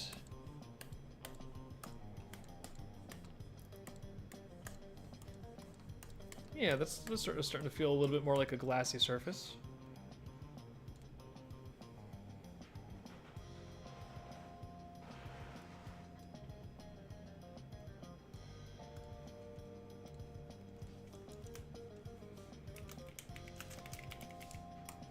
Make a layer called Big Glows, and I might start making things glow.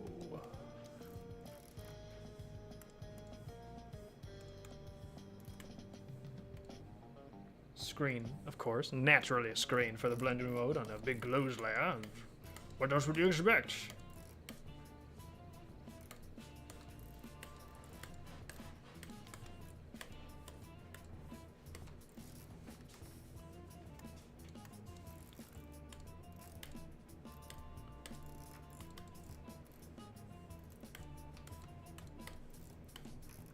Yeah, I like Big Glows. Big Glows are fun.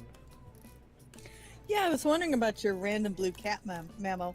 To explain, Dave, if you didn't see, Mammo did an AI version of Lilith and Nama flipped, Oh, where cool. she's holding Cuddles. But instead of doing Cuddles, I had to do like a random blue cat with empty pupils. Oh, okay. Because they don't have a Laura of Cuddles, and it's probably too hard to mix things right now.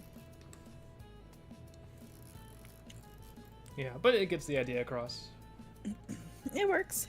It's all good fun. You can add Cuddles later. We need to draw more Cuddles. Oh, Dave. Oh, me? Dave, is it a spoiler to say that Cuddles is going to be seen? I don't think it's a spoiler. No, it's not a spoiler to say that our characters will be seen. I mean, in Prelude. I just think it's pretty obvious that Cuddles will be in Prelude. Oh, I don't think that's a huge. That's more like a teaser. That's not so much a spoiler. Because I mean, there is a difference. Obviously, like I don't think that's like a huge spoiler because people can look at Prelude and they can look at the graphic novels and they're like one of these things is changed, or the things are a little bit different. So it's reasonable to think that maybe we'll see how and why those things change as Prelude goes forward. I do think the eventual plan is for Prelude to eventually conclude and like wrap up right at the beginning of Volume 1. Which I think will be kind of cool.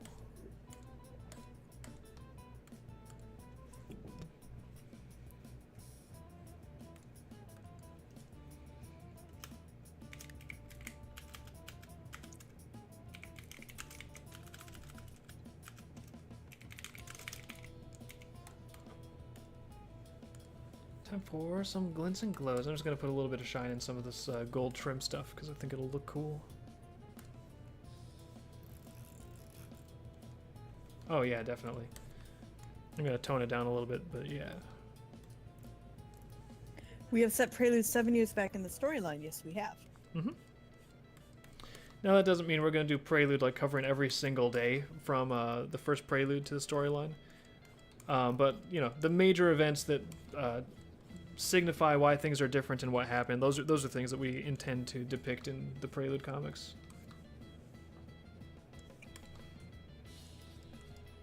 Nainso is going to have diligence ghosts on the AI background. Left his pet on purpose. Oh.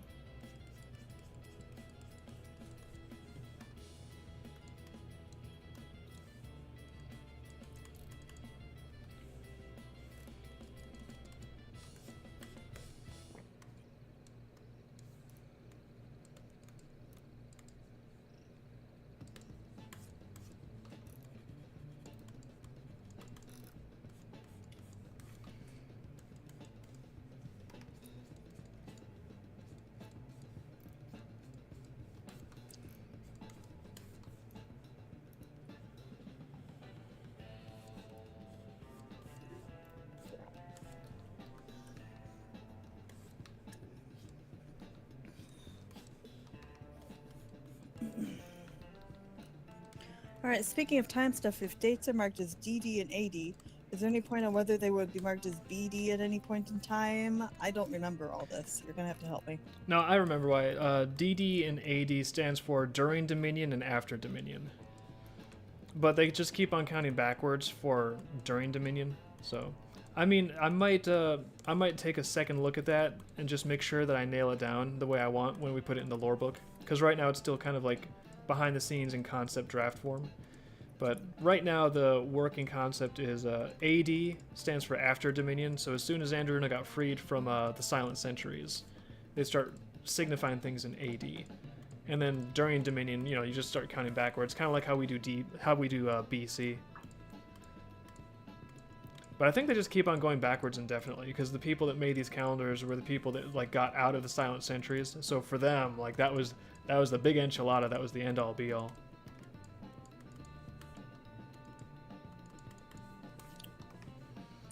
Yeah, they're saying Ozzy Hulk and now Bruce Willis is on the way. It's terrible. Yeah, a lot of like really iconic 80s and 90s heroes are going away. Yeah, it really kind of feels like almost the end of an era. Like these guys sort of defined a lot of like the feel. What made things cool? You know, the environment. Yeah, they were sort of like they were almost, I don't know if it's Gen X exactly, but they sort of like it felt like they really determined the flavor of culture in like the 80s and 90s to a large extent. And so seeing them kind of pass the torch on, it's, I don't know. Plus, I don't know if there's anyone that's like actually I can think of that's replacing them. And I'm not even sure if it's possible. I'm not saying it's like, oh, people these days don't have the talent that they did. It's like, no, there's tons of talent out there. But the thing that is no longer there is centralized culture. Like, you know, in the 80s and 90s, if someone was on the radio, everyone heard them. If someone was on the television, everybody saw them. Because if you wanted to watch TV, you had to look at the TV channels. It was pretty centralized. If there was a movie in the theater, like, oh, what's the summer blockbuster hit?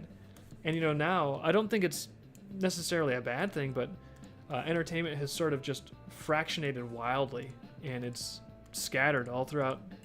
You know, TV and movies and stuff still exist, but now they're competing with, like, internet and streamers and social media, and there's no longer, like, any one thing that, like, everybody consistently looks at anymore. So I don't think it's possible to hit that level of celebrity. Mamo is saying at least people like Jackie Chan and Jim Carrey are still here. It's like, yeah, but don't like jinx us, honey. don't scare me. Well, I mean, everyone's got to go eventually, right? So I think honestly, people like Bruce Willis and Ozzy, at least they left a really. Bruce Willis isn't gone yet. He's just on his way out. So people like Bruce Willis and Ozzy, at least they left a really. Hulk Hogan, right? Hulk Hogan. I'm on top of it. No, you are not.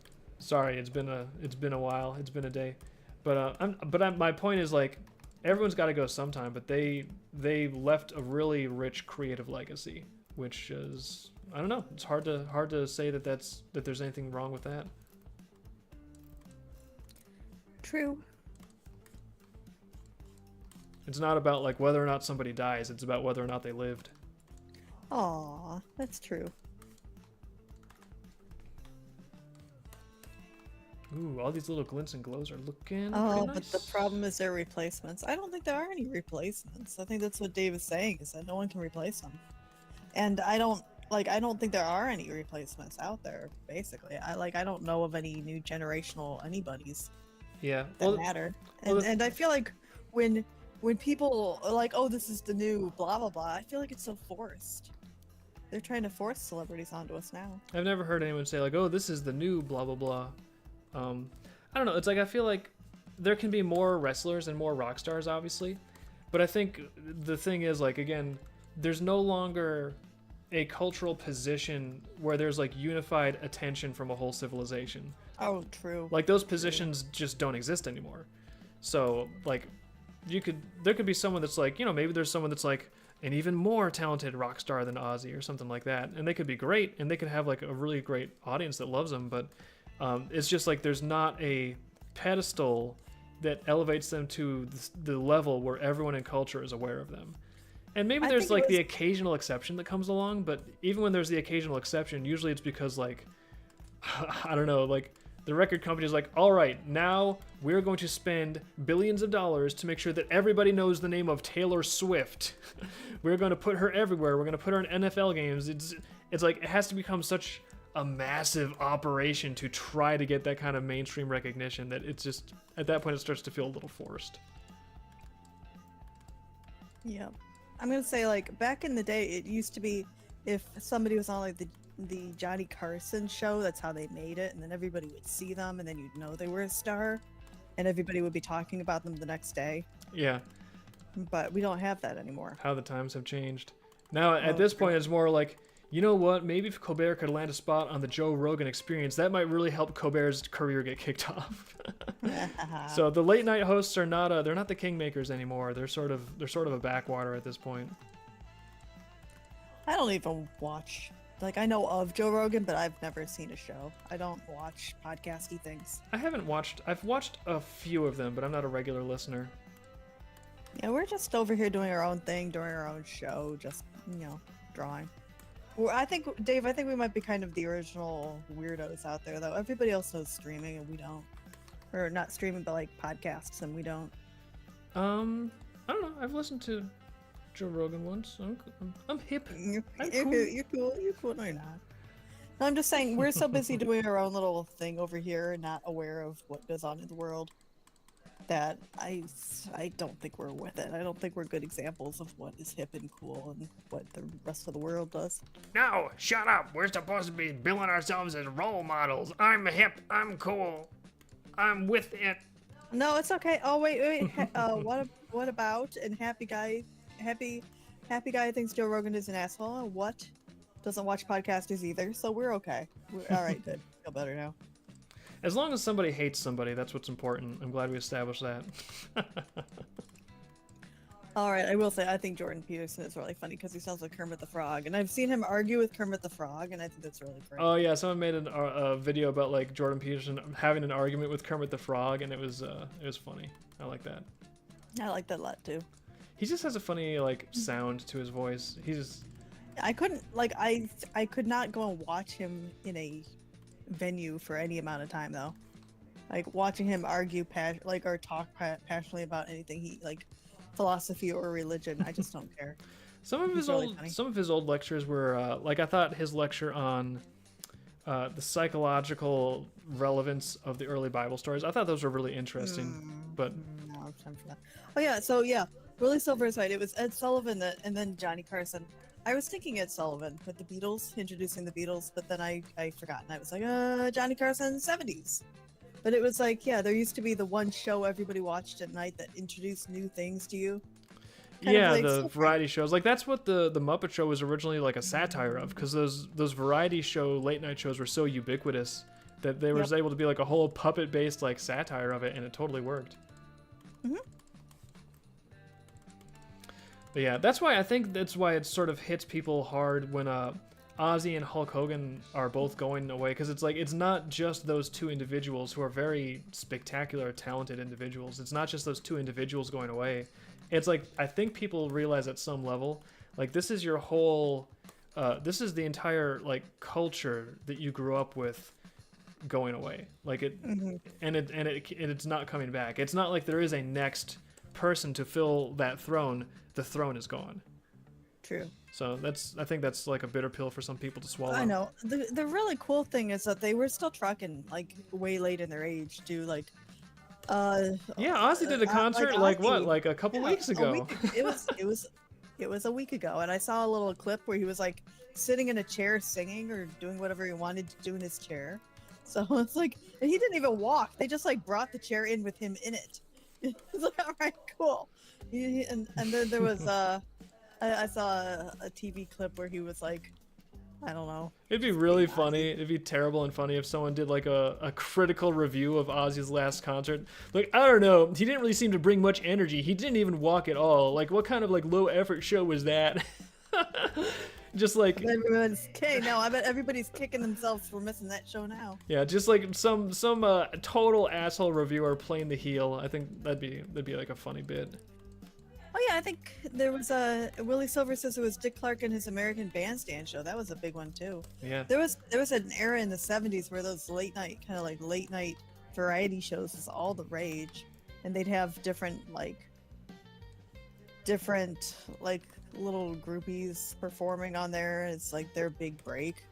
It's different now though. Musical numbers. Like yeah. that's the thing is like back then, I mean, this is debatable, but I feel like at least in principle, you could make the argument back then that if you had the talent and you got in front of people in these venues, like, then you could make it. Like, there was actually an entertainment industry that theoretically, at least, could elevate talent and could make talent successful. And it's not like these performers had to, like, maniacally do their own marketing and manage their own social media profiles and grow their own audience.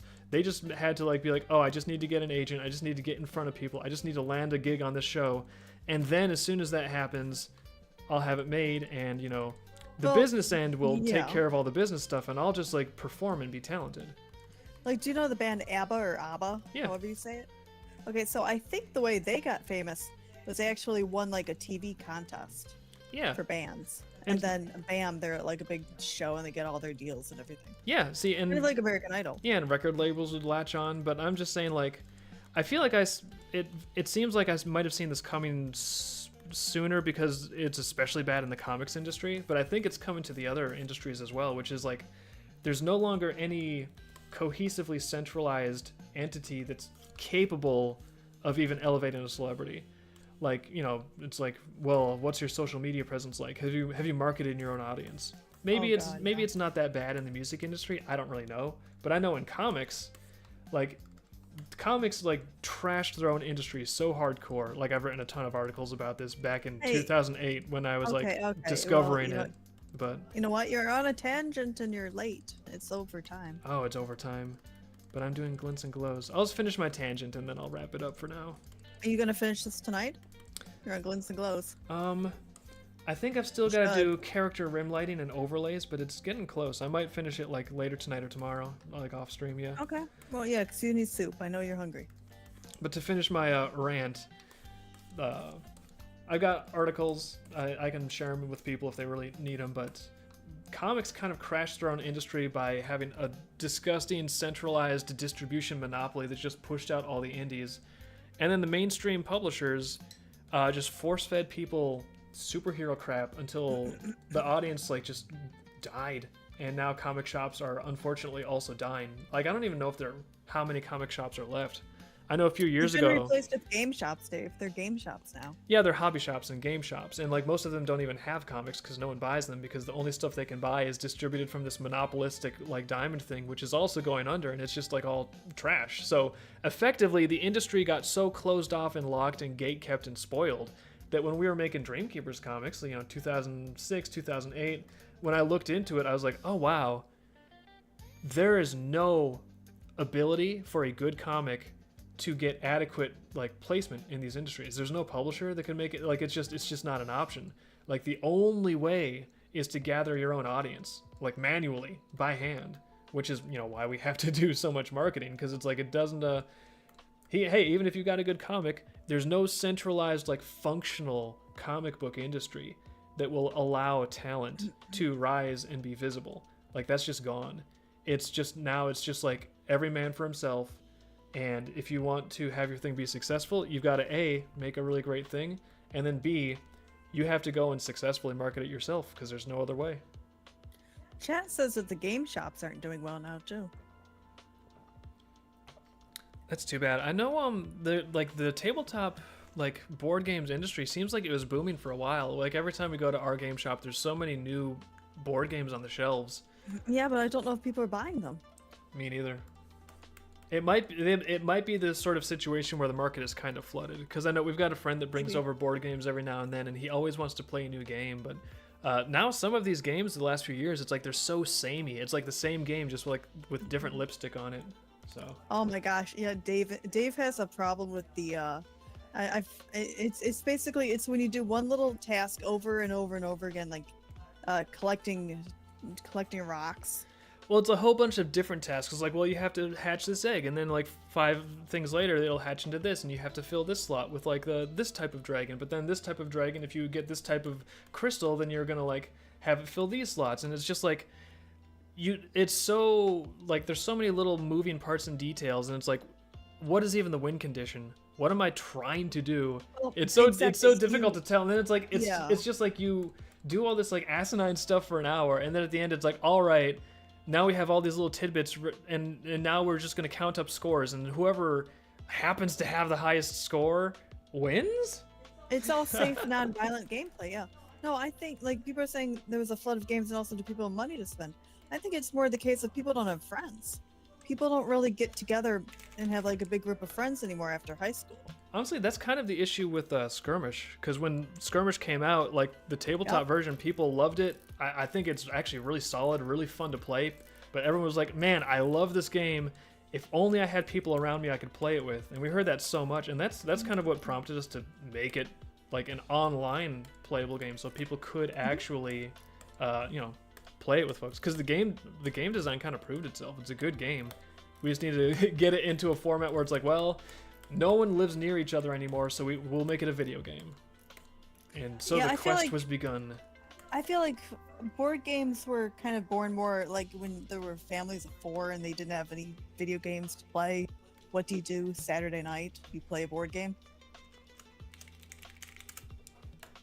Although, to be fair, we have a friend who collects board games, and he brings them over, but he's always looking for the newest board game. He never plays his old board games. Actually, Dave, he never plays the old ones. See, I like the idea. We want to play House in the Hill. We just play House in the Hill. That's our only board. We have other board games, but that's like the one we play all the time. Well, the thing is, like, that's why if there's a really good game design, then there you go. You've got a really good game design. Like, that's why I'm such a stick in the mud. I found chess. No one else found it, just me. I'm the first guy in history. No, but it's like Congratulations. But the game design of chess, it is so elegant, and there's so much depth to it. It's a brilliantly designed game, and also it's really competitive, and you know if you lose because you feel crushed. It's perfect. So there's a clear win condition. It's elegantly designed, like infinite replayability. So that's why I've just like, and also I love the fact that I can just like log on and play a quick 5-minute game. So I'm not like spending, all day playing a video game. It's just like, oh, I think I'm in the mood for like just a quick little dopamine hit, play just a little bit of chess. There we go. Yep. So I am officially, so yes, I can confirm I'm boring. Okay. Well, we have a friend who's always getting board games off of Kickstarter, and he's always going to the game store, getting board games and all this stuff to play with us. And it's a lot of fun, but he always has to have, he is addicted to Dave's hunt and peck games. Well, I mean, he's a collector and a player, but he really likes opening a new board game and punching out all the pieces and learning how to play. Well, to be fair, that is actually really fun. Is like getting those little cardboard tabs and punch them. That's actually kind of like addicting in and of itself. I know, will but admit. that's like his thing. He really likes doing that a lot. I think he also just likes experiencing new things with friends, and so I can respect that completely. Yeah, but it's those games you have a problem with where you just do like little like tasks and you're like, why am I doing this for an hour? And then you add up the score later and you're like, oh, but you have the black egg, so you can't win. It's like, well, I didn't know that. Well, I don't, to be fair, I've never articulated that opinion, and I'd never even really had that opinion until like just the last game we played, it like finally clicked, and I was like, oh, I have discovered I don't think I like this style of games. New David knowledge unlocked. So, but like now that I know that, like next time he suggests a game, I'll kind of be like, oh, there's this style of game that I don't think is that fun. Can we like, is there another style of game? It's not his fault. It's a new game. He doesn't know. It's funnier if we blame him. It's like, It's all your fault. Don't you know the type of board games the Art Goblin craves? Are you bored of the games? Bored of the board games? You did not bring a game to the Art Goblin that the Art Goblin likes. The Art Goblin is going to go back to his cave and draw. Oh, Aralaz, that's really cool. But you should know, being terrible at chess is no barrier to playing chess. Trust me, I can vouch for that. But all right, I finished my glints and glows. This is. Hold on. All right, you. So, Mambo says the more AI stuff do on the graphic novel pages, the more I appreciate your ability to express characters' emotions, even in early volume 1.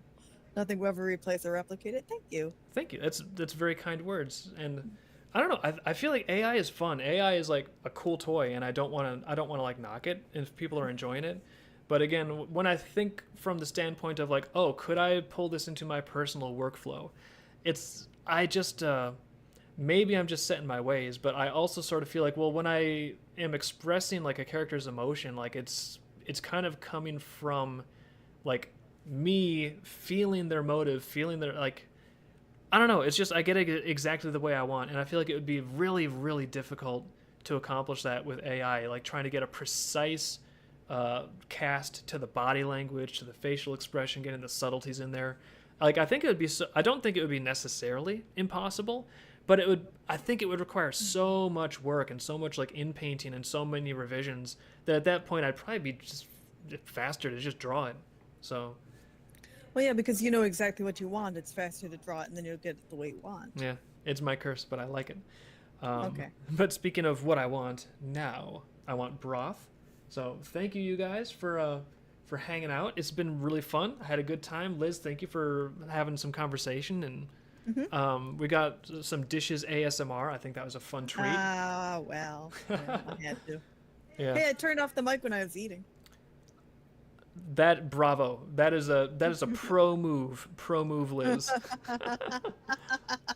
You guys are watching a professional stream. We don't even chomp right in the mic. Incredible. Well, everyone have a nice Friday night. I'll be harvesting ideas from the Dream Core tonight, so expect the polls to go up later tonight, maybe tomorrow at the very latest. Polls are going to go up, and that's about it.